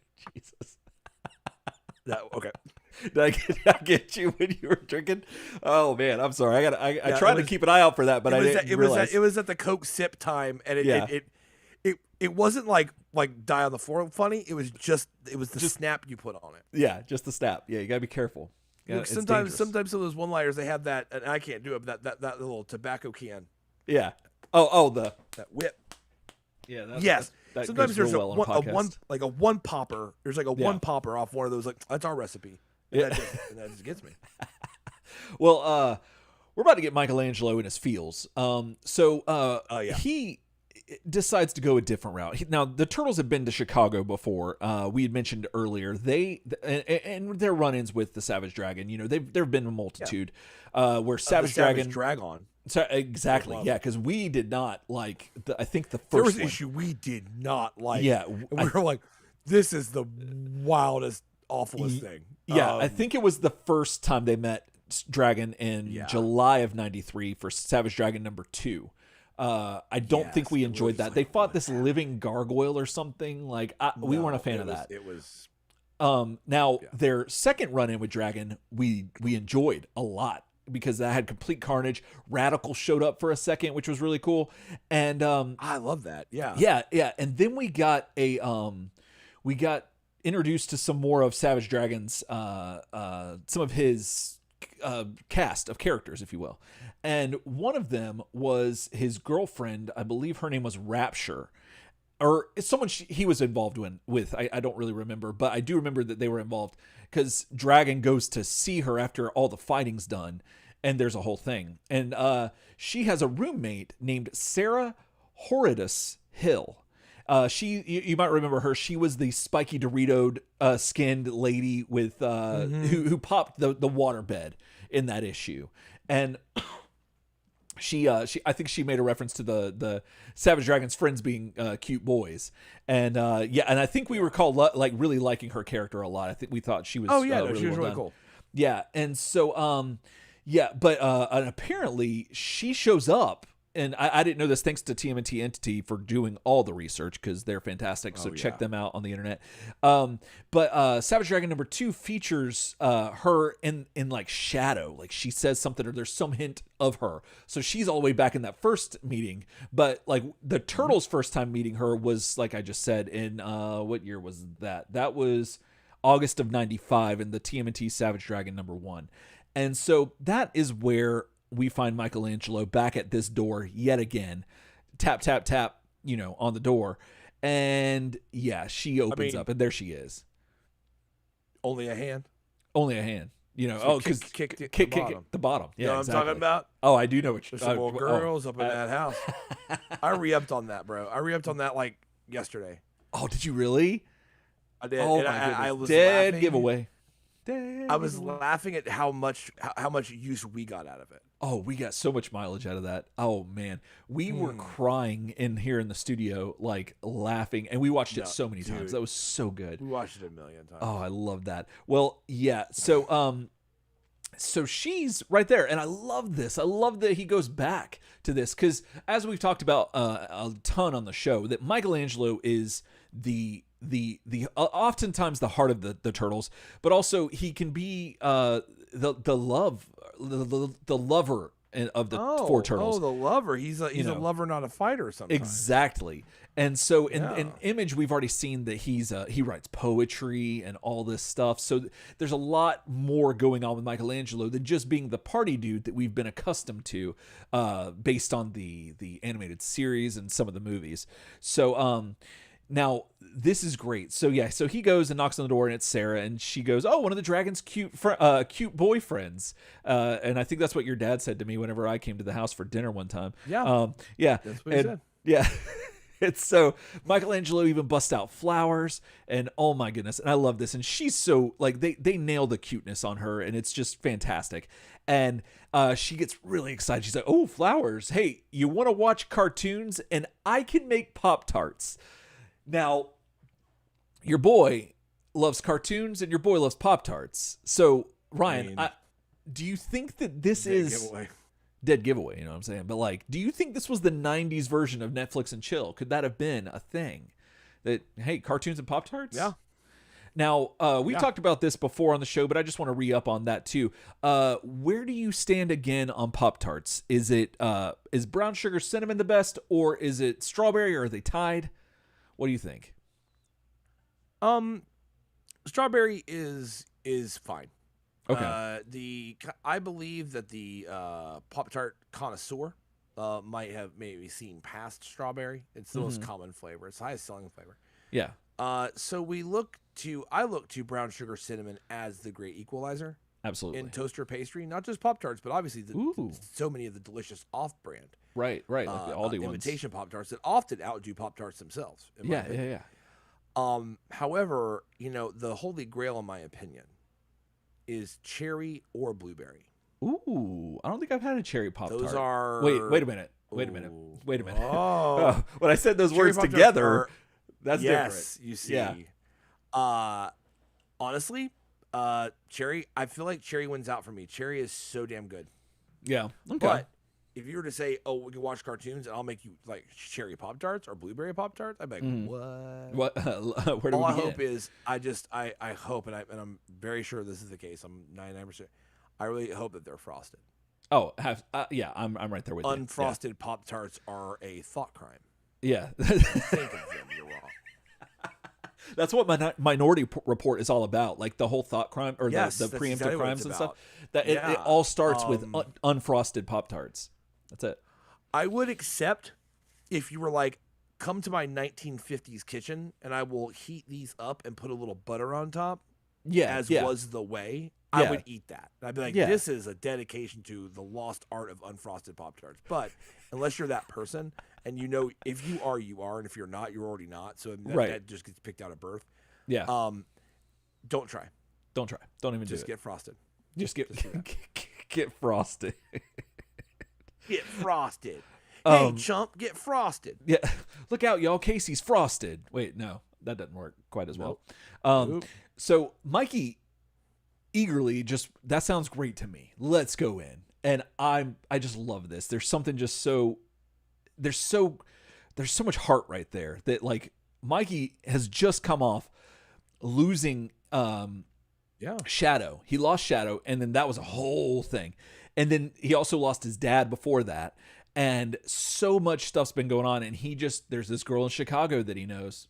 He wants to go hang out with her, and he goes to see her, and then all of a sudden things just works out. So this is awesome. So I'm really happy for Michelangelo right now. But speaking of Shadow, we cut back to New York City, if you will. And we hear a knock on the door. And there's some more girls in this house. One particular, April O'Neil. And this person is rapping on our door, asking for Miss Jones, the owner of the building. Now, this is Mirage Volume 3. Mirage Volume 1 ended, or no, I'm sorry, this is Image Volume 3. But Mirage Volume 1 ended with Casey and April getting this building from Casey's mom. Casey's mom owned this building, and they inherited it from her, or bought it from her or something. And so the people that are the person that's coming up here is looking for her, and they're saying that that Casey actually won the lottery, and that they're trying to get in contact with him or his mother or somebody, and to let them know that. And April's just like, that's very weird, and something's not right here. And so most importantly, they mentioned the Colorado lottery, which is one of her tip-offs, because that's where Casey met Gabrielle, and that's where they when she died, he got Shadow, and that was all in Colorado. So they've traced him back to Colorado, which is how she knows that that's those people. And they're saying that his name is Arnold, and that he has a daughter and stuff like that.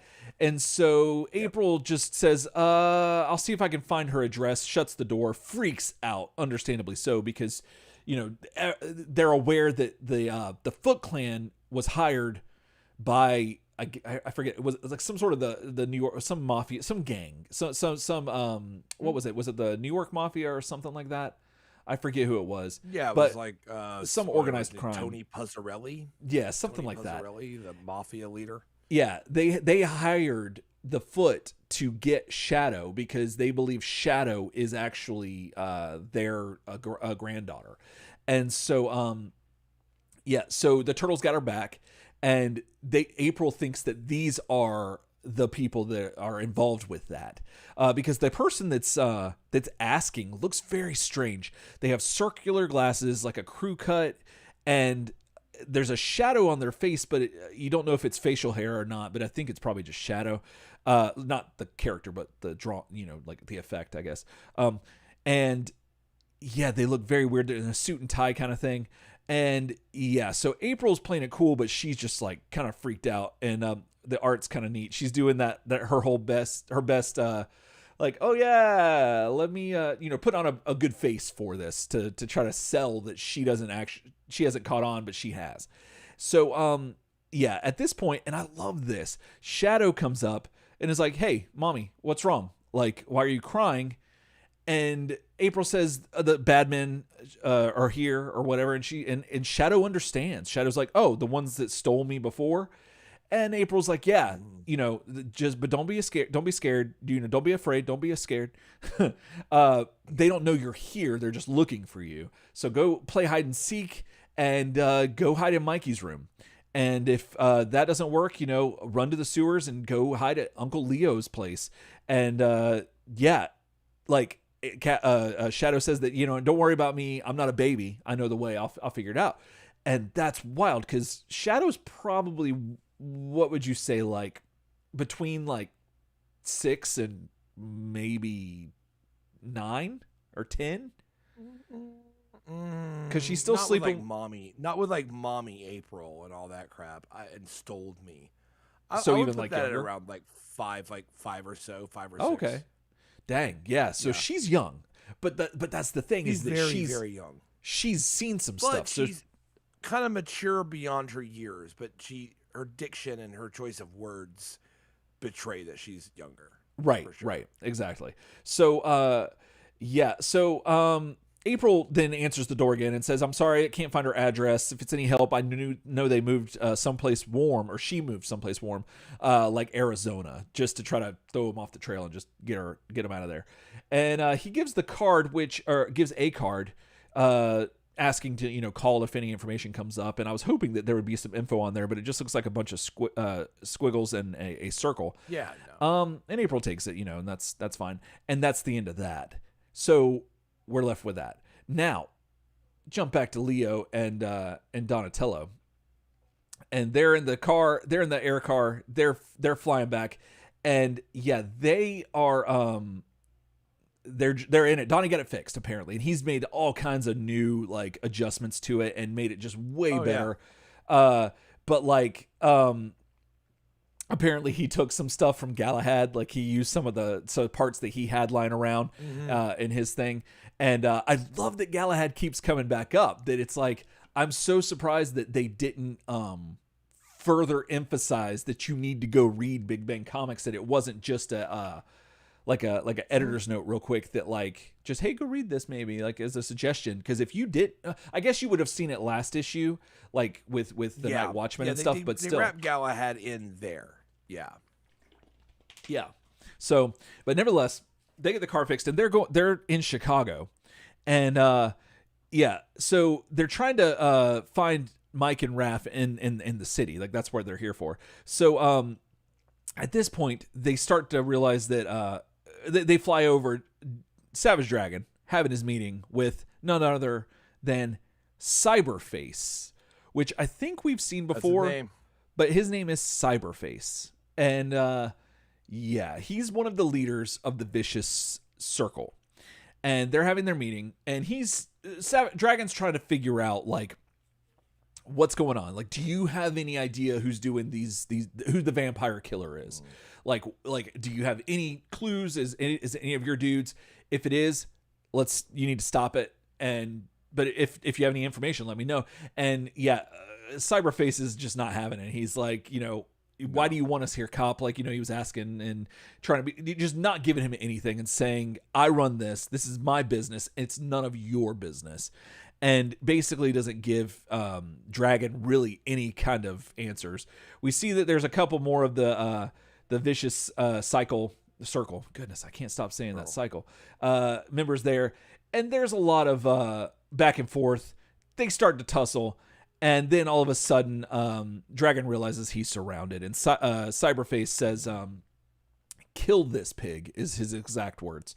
And I think that's interesting. I still love the fact that Savage Dragon is a cop and a superhero. That's just something about that. I just really enjoy the fact that he's got to do both parts.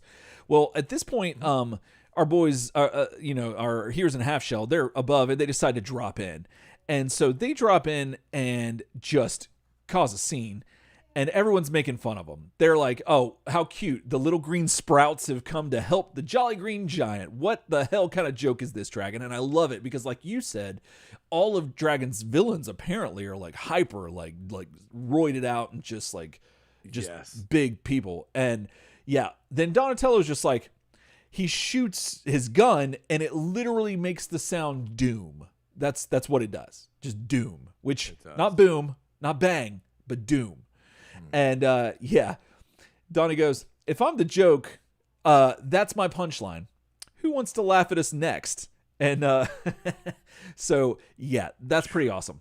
Let's see here. Well, at this point, Cyberface is done, and he's like, all right, you'll pay for this, Dragon. You'll pay for this. And Dragon makes a comment saying, why do I always get stuck with the bill? Next time. Exactly. And he says, why do I always get stuck with the bill? And I'm like, man, that's some hard luck on your boy. But anyway, for some reason I'm feeling Dragon. He just bought a suit. You know what I mean? He did. Oh, he did. He gets stuck with the bill. He just bought a suit, so he can't afford it. He can't afford it. Oh, that's a throwback. Dang. That is so, yeah. So Dragon's like, okay, so what's going on with you guys? It's been a while since I've seen y'all. Raphael's got an eye patch, and now you look like Prince Albert in a can.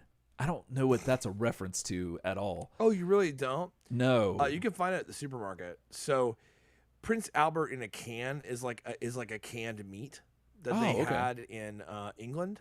Yeah. And it's just like Prince Albert was the brand of this potted meat. And interesting. They had it like in a can, and you can still buy Prince Albert, like, because it's a thing.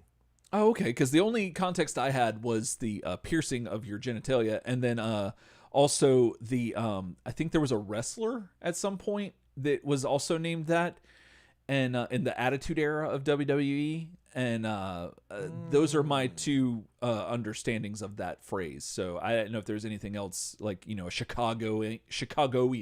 Is that what you call Chicagians? Is that I don't know what the thing is to call them. But anyway. All right, so I got that mixed up. So they have a Prince Albert canned meat, but originally it came from Prince Albert canned tobacco. Oh, okay. Huh. So I had to clear that up. Well, thank you for clearing that up, because the Deep Diving Daddies of Turtle Soup were nothing if not thorough and accurate. So yeah. But yeah, so I was like, I'm sure there's a reference to this, or this is obviously a reference, but like I just don't get it. So but so he's trying to figure out what's going on, and like Leo just goes, yeah, it's a long story. But then at this point, Miss Wells, the reporter for channel, what channel does she work for? Channel 8. She works for Channel 8. On your side. WGN. So she comes in and she's like, Dragon, I need something. And he goes, no comment for the press at this time. But she's like, no, actually, it's not that. I think I've stumbled onto a connection between the vampire killings. I don't think that they're random killings. She doesn't think that. She thinks that they're actually like there's some thought behind it. So she continues to say that the latest victim is a retired lawyer. 25 years ago, he prosecuted mass murderer Johnny Lee Rayburn. And the other two victims were two witnesses at the trial, and one of them was the court reporter. And that's what I am. I'm a court reporter. So that was kind of interesting to see my job in a comic book. It's kind of rare. So because most people think we're stenographers, but we're not. So so that was really neat. And then so they're thinking that that's what it is. So she's connected the dots. So all right, so but they say, but Rayburn's gone. He volunteered for the Seeker manned space program in the 70s, and he and other death row convicts were launched into space. Ryan, you are our resident space case. Like you are our space dude. So what do you think about sending convicts as astronauts into space? What do you think about that? Where do you sit on that? I want to know. I'm kind of like into that. Like, so Seeker is like a CubeSat satellite, in real life. But this idea of like a Seeker manned mission where like basically it's like, look, your death row inmates, you can either go out and basically volunteer to die in space and like help us, or like just sit and rot. And he obviously took that. Yeah. I love the fact that that's just written into this shit. I immediately was like, oh, that's awesome. Yeah. Like where they just, and they mentioned later that NASA lost track of the vehicle when they passed Pluto, which is like when it starts to leave our solar system. And I love that. I do too. I love it so much. You're on death row. You're on death row. Nothing. Yes. You got nothing. And you have the option to be an astronaut as your like exit, as your like sayonara, Like, yeah, that's fascinating. And it appeals to my logic of the idea that you can take this person, assuming that they're like mass murderers or like some like scourge of humanity kind of people that have done nothing but rot, death, and destruction. Get some redeemable thing out of them as a means to, instead of just ending them, like use them. Now, I guess there's some ethical thing there, but I guess if they have the choice to do it, that helps to alleviate that. But still, that's fascinating. However, I can see somebody also exploiting that by saying, oh, I want to be an astronaut, but I failed all the tests. Well, let me just go be a serial killer and then be able to get into this. And that's how I got to be an astronaut. Yes. Yes. So that would be great. There's two sides to every coin. So that's, yeah. So I actually really like this idea. Like, I don't know. There's something really cool about that. It definitely like got me 6 to midnight. Just like, the Seeker mission from the 70s. I'm like, that's awesome. Yeah. I love that. So Dragon says, maybe it isn't as crazy as it sounds, Roxanne. Did Rayburn have a brother? I'll check it out. She says, no, there isn't time. I read on the teletype that Judge Pulaski is 90 years old tomorrow. He was the judge on the Rayburn trial. So they're like, crap, let's go. So they find out where he lives in a retirement condo on Lakeshore Drive. So they make their way in the air car. And the Turtles ask, why didn't he retire to Florida? Because that's where the... okay. Because when I read this, it jumbled together in my brain, and I was like, "What are they talking about? The white one? They're talking about the building." Because it's hard with this being a black and white comic. Everything is either the black or the white one. But yeah, because Florida's where America goes to die. So but apparently this guy didn't do it. So he retired to this white building just past the Hancock building, and so we see that they're flying by trying to investigate, and the Turtles are commenting on, I can't believe how they all leave their window shades open. Now, real quick, would you leave your shades open if you were on like the 1,000,000th floor of a skyscraper? Absolutely. Like, would you leave it open? Absolutely. Yeah, I probably would too. Yeah, because like, what are the chances of this happening? Like, slim to none. Like, no. But yeah, so now if I was in a world where like the vicious circle were like flying around and shit, that's true. Like, and I was in Chicago, I might lock them up. That's true. That's true. You know what I'm saying? I think you have to factor for that. That's true. But I also love too how the Turtles are all still about like secrecy. Like that's what their dad imposed on them. And so they're in this world where like, nah, everything's just whatever. Like, yeah. So anyway, Leonardo says, Eureka, we found him. Looks like Rayburn or whoever started, whoever started the birthday bash early, and everyone's like looking shocked and horrified as we turn to the last page, which is a sort of full page splash of Death Watch. And this character says, he has a whole little thing. He says, "You sentenced me to death, Judge Pulaski, and Johnny Rayburn died, screaming in the cold depths of space at the hands of an inhuman alien being. Now let me show you exactly how it felt." And he's got multiple tentacles going into this judge, and that which checks out with the multiple ports that they found on the other victims, and he's got the same like horrified look on his face with the Kirby crackle surrounded him, and we get Death Watch. So and that's your boy right there going around looking menacing, and that is such an X-Files. Oh yeah, I love it. Oh, definitely. That art, that Kirby crackle, that is such a great last page. It is like and classic. Man. And that he died alone in the like cold of space at the hands of this alien. Yeah. And like, let me show you what that was like. That is cool as shit. That is so cool. I just love that so much. Oh yeah, I do too. So much. Yeah, it's great. And so so that's the issue. That's where that wraps up. So I loved this issue. I thought this was really good. This is one of the better Savage Dragon team ups that we've read, and this just works. And it got so much done and so elegantly. Yes. I'm throwing words around. So much done. You saw the vicious circle, the Cyberface, you got the news reporter, you got like all four turtles in different towns and all kinds of stuff. They backed you up with like Splinter and Galahad and all that stuff. They rebuilt the car, all this amazing stuff, all in this one issue, and it didn't feel like a Savage Dragon like they tend to. And I really appreciated that. And I am like highly invested in this, and I think this is going to go into a couple of issues where we're dealing with the ramifications of where the turtles are at in Savage Dragon. So I never thought that they were so intertwined, especially in Image, but like I'm kind of enjoying it so far. So what how do you feel about this, Ryan?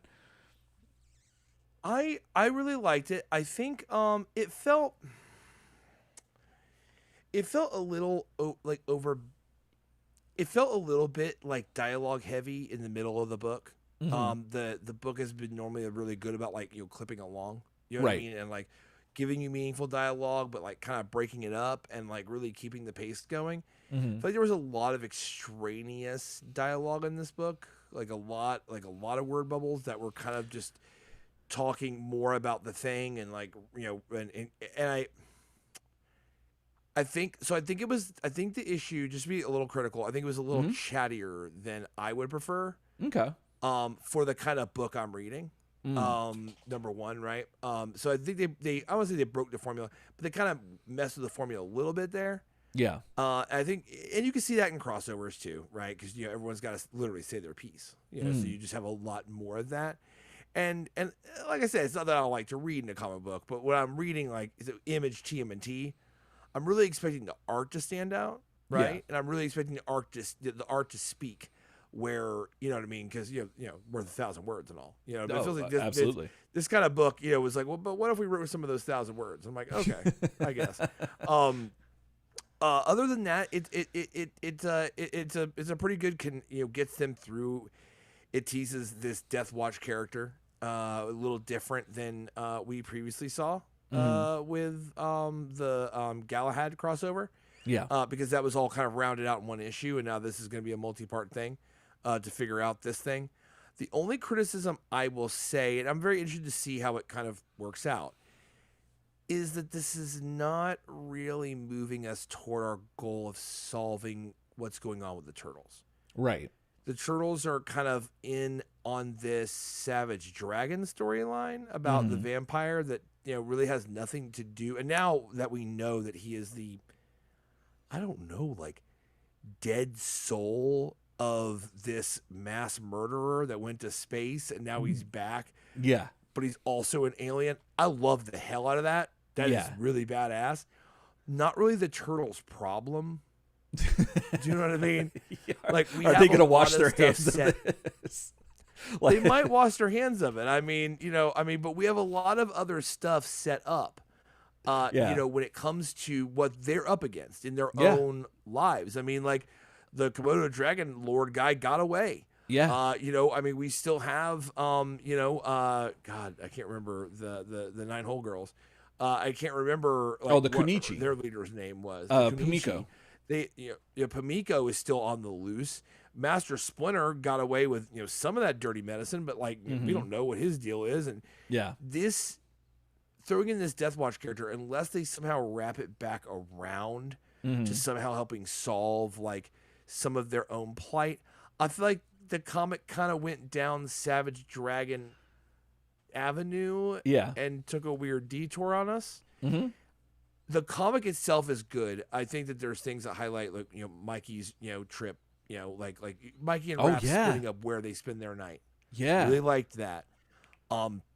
Not saying it's a bad issue, but the chattiness overall being higher than normal, plus like a little bit of like the turtles being like, I wasn't even supposed to be here today. Kind of, a little bit like, like, look, man, like, why am I even here? But now we're drawn up in this. I don't know. Like I said, I think it's an average issue. It's a good issue. I just think that, it's fallen short a little bit of like what I've come to expect. And sometimes, you gotta, sometimes I think when we're looking through the kind of the microscope of the journey, we could be a little maybe hard on an issue sometimes just because it was a comic book. Yeah. Like, yeah. You know what I mean? Sometimes everyone needs a breath, and maybe that's what it is. Huh. But I guess I've just with Image, I've just come to expect over the last really like these two kind of half arcs they've been working on here that have made this bigger one over these last like 9 issues. I kind of expect it to kind of be snappy, put us in the next place, give us the feels, give us the action, go, go, go, go, go. And this feels like a bit of a diversion. So I'm very interested to see what 11 brings, because this is a cool story. Like I said, I mean, like serial killer goes off to space, comes back half alien. I died in the cold darkness. I mean, like you basically, I mean, you wrote a story just for me, basically. Right. Like, I think that's badass. But yeah, that's kind of how I feel about it. When I read it, I was kind of like, all right, it feels like we're taking a step away. Do you know what I mean? Like kind of from where our plot was, and now it's kind of promised to at least be one more issue.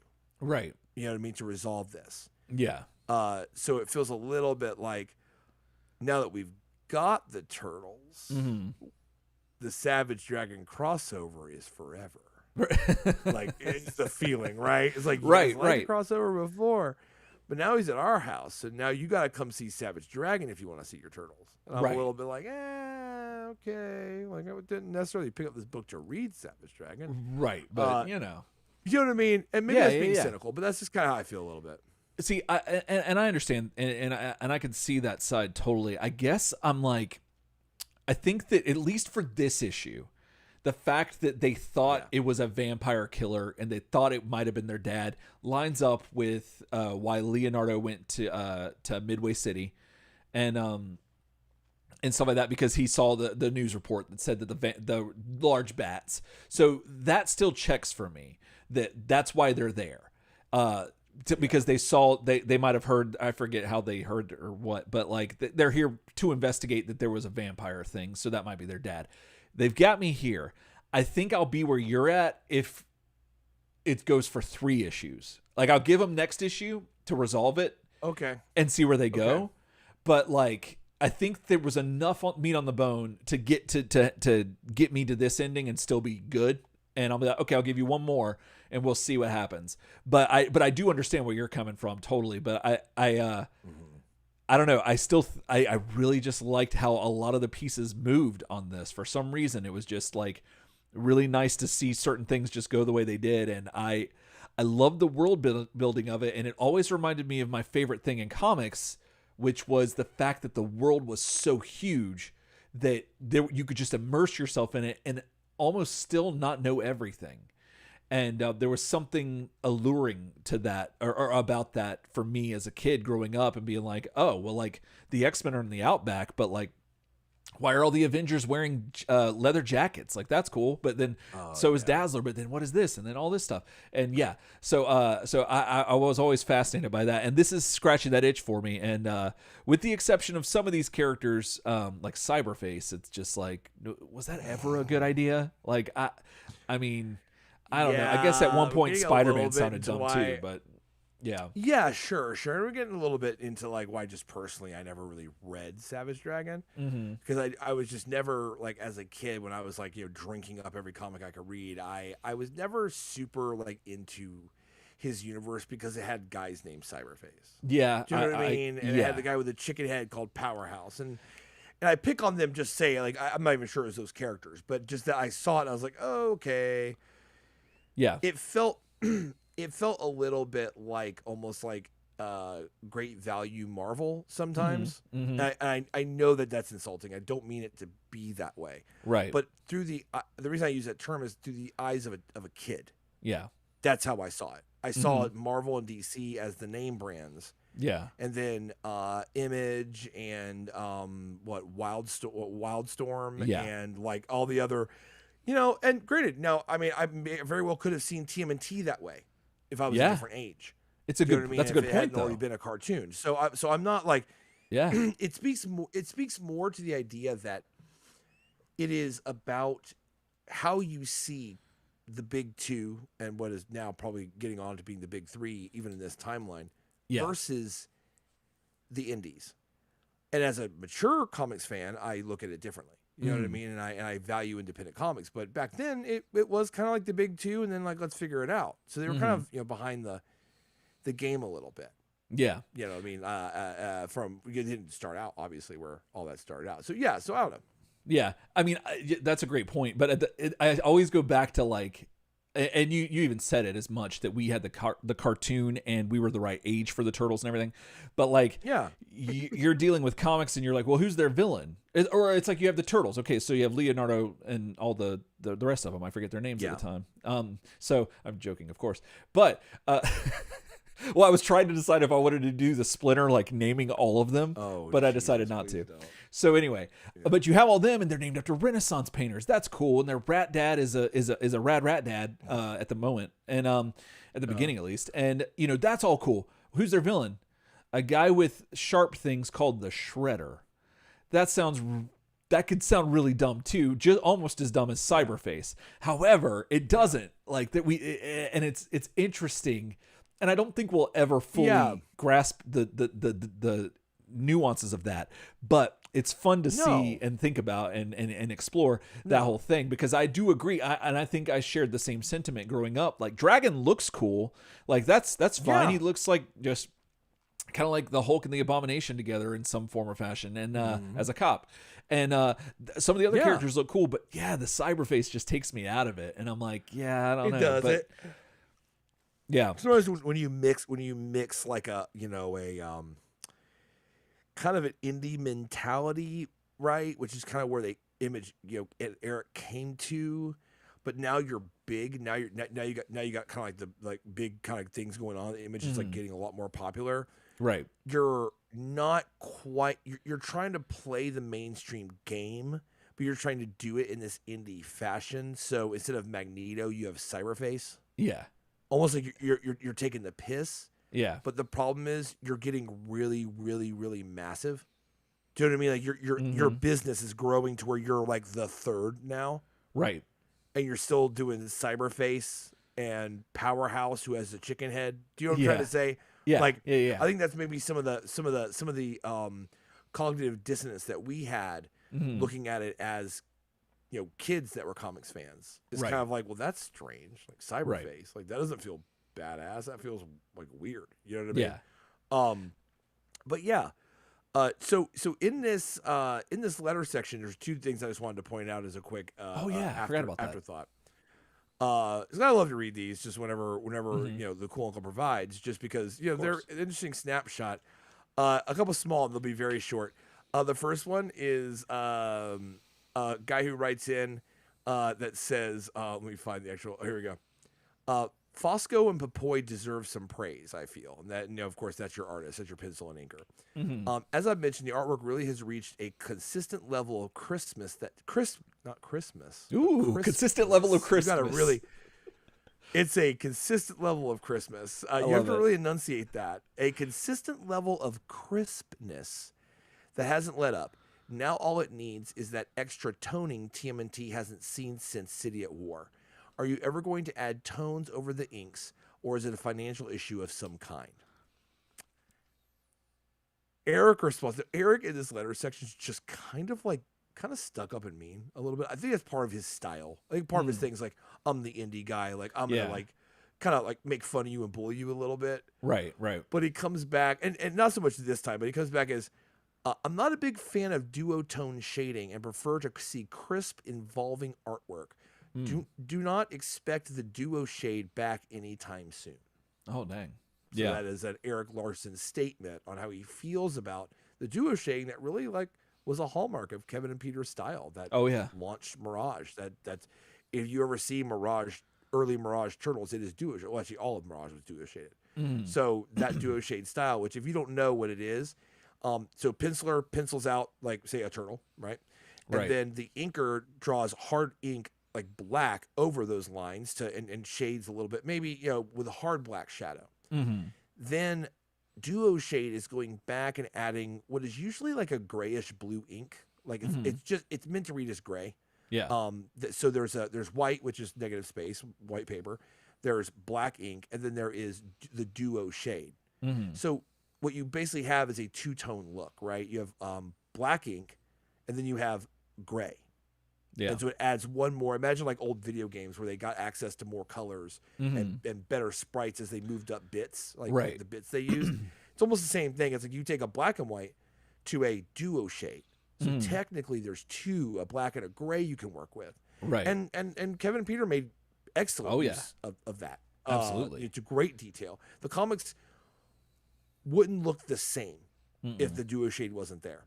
But this is Eric Larson saying that as an editor and controlling kind of person on this book, that he's not a fan of duo shade. No, he likes black and white, crisp lines. And I think sometimes because we're so used to reading Mirage in black and white comics, I think part of some of what makes these pages hard to interpret sometimes is that they lack duo shade. Yeah, I agree. And it might be because we're used to reading that. For example, The Walking Dead, right? Famously in black and white, duo shaded. Yeah. Most black and white comics you see that are modern are duo shaded. So he's saying, nah, but I mean, are we duo shade guys, or did we Mama Duck duo shade? And maybe we're a little. Do you know what I'm saying? That might be a deeper question for later. I'm just saying, that is. It made me. This question made me think about that. Yeah. About how I felt about duo shade. Maybe I was, brought in on it, and now it's Mama Duck, or maybe I prefer duo shade. It's interesting. It's hard to say because I do appreciate this art, and my brain wants to really appreciate it, but I do agree. I feel like if duo shade was here, this would help a lot with this stuff and help me appreciate it a lot more. But like you said, I don't know. Was it Mama Duck or did it's his style? He likes the starkness of black and white only. Yeah, ink and nothing. He likes that. And there are some panels where it whips ass. Yeah, there are some panels we've talked about where they use white space really well. That duo shade probably would have made it not as crisp and clean. Yeah. So it's just something to think about. Or I mean, let us know. Turtle Super Show Gmail. Are you a duo shade guy, or do you use Mama Duck? Yeah. Or do you feel like one of the things I don't like about Mirage? I'll be that boy. I'll just say, guys, I'll confess that part of Mirage I don't like is the duo shade. Yeah. You could just be that guy. It's I'm not a duo shade guy actually. You know what I mean? Or a gal or any person. Also, a funny thing. This guy also wants to postulate about how the turtles should be growing, because it's been so many years since Mirage 1, and now even though they're older, and he's postulates that they're 18, that they were 5 foot tall when they were 13, which is kind of talked about in issue 1 in Mirage 1. Now they're 18, so they should be around 5'8" to 6'2" now. And your boy, Yeah. Your boy Eric I Larson love comes back with, as for the turtles' height, there were plenty of animals that reached their full size at an early age. The boys have pretty much stopped growing, I'm afraid. But don't worry, they're still plenty tough. There you go. So that's your creator Eric Larson saying they're not getting taller. That Yeah, no. they're the height they are, and that's not a thing that you could try to wedge into this. Yeah, So just wait until the 2014 or whenever it was, and you'll get your 6-foot tall turtles and see how you like that. Yes, wait until Bay Turtles, and you'll see 6'8" turtles. Yeah, see how that goes. That was like whatever. That was one of the biggest problems. Yeah. I have one more small thing, unless you want to comment on something else. No. I'm ready for your stuff. I'm not gonna read this whole letter. It's a very supporting letter from someone who very much is into the comic, but they do go on to say, let's see here. Says the art is great, the story is rock, and I just love this book. The price is steep, but if it stays this high of a caliber, it's still worth it. I'd rather pay high prices for a good book than pay for a bad one. I understand the reason for the inflation, but it's better to pay 45 cents more than to discontinue such a great book. So he's just going on to basically say, like, I'm paying more, but I understand. But listen, I'm paying more again. This is the part where I go on the rant where I think this is pretty stupid. He's like, but I love it, but also it costs more. But like, I'd rather pay a lot of extra money for a great book, even though you are charging me a lot of money. He's somehow managing to try to like say, oh, I love your book, but I'm going to spend more sentences in a row complaining about how much it costs. Right. And this only sets up the next part. So he says, I love the Savage Dragon, and to see you working on this book just emphasizes how much the comic world needs you. Now I just have a few questions. One, I don't understand why black and white comics cost so much more than color ones. It doesn't make sense. Help me out here. That's the only question that's relevant. Yeah. Your boy comes back and he says, one, generally speaking, black and white comics sell less, and so the amount of income generated for them is less. And before you ask, going to color wouldn't solve anything. The increase in sales wouldn't cover the increase in cost. They tried it before. Oh, yeah. And he is referencing Volume 2. Mirage Volume 2, which was in full color, which this is such a big Turtles fan, should have known that. Yep. And that they went back to black and white.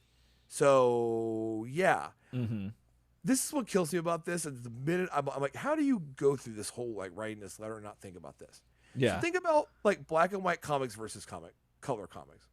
And it's very simple. You go, okay, so that comic gets printed somewhere on paper and with ink and has to be sent to me, like via shipping. Yeah. Right? Does it matter if the comic is color or black and white?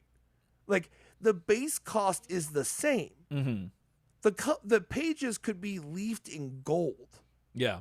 But the cost to get it made, the labor in that, print it out, you lose some due to like printing errors, which you have to get absorbed into the cost of a book. Then it gets shipped from Diamond or any of these other companies all across the country and stocked in your store. So the extra ink, yes, the comic does cost a little more with the ink. Right. But the book you're holding in your hands is a baseline cost anyway. The reason comics at this point are costing so much money is because inflation hit really hard in the 80s and 90s and drove the price of everything. Also, the comic bust happened and they killed comics. So they deflated the worth of their own thing, yet shipping costs and printing costs did not go cheaper. Yeah. Even though comic worth dropped tanked after the comics drop. Yeah. So I know it's kind of a point, a weird rant, but I just read this and got like instantly kind of furious because I was like, you're talking about the colors on a page when you're looking past the fact that this funny book was printed on a press that also prints other books and shit. Yeah. Then was bound and then sent to you so you could buy it in Valparaiso, Indiana. Okay, somewhere in the middle. Valparaiso? I can't even think of where this guy lives. Anyway, it gets all the way to like BFE, Indiana, because I've never heard of Valparaiso. Yeah, so no, like, I've heard of BFE. If I never heard of it, Yeah. You know what I'm saying? Yeah, but BFE, like, they're not flying in there, buddy. It's going over a truck. Then it gets to your little funny comic shop with like 4 comics in it, and then you wonder why the publisher has to pay so much. Now, And why the cost is brought on to you. So it just kills me because he's focused on this black, white versus color thing. And I'm like, but I can see it. I can see it from like a perspective of like, you just want to know because you don't know, because the internet's not really that big of a thing right now. So, or at least widespread. So he might just be genuinely wanting to know. Now, I didn't read this, so I don't know have any of the other context for it, but for the question, but I can see him genuinely, or this person. Yeah, I told you everything pertinent to this discussion. He talks about, I've been collecting so long, and like, you know, but when it comes to the price, it's the price is steep, but if it stays this high of a caliber, it's still worth it. I'd rather pay high prices for a good book than pay for a bad one. I understand the reason for the inflation, but it's better to pay 45 cents more than to discontinue such a great book. So he can just keep saying like, your price is justified, but it's higher.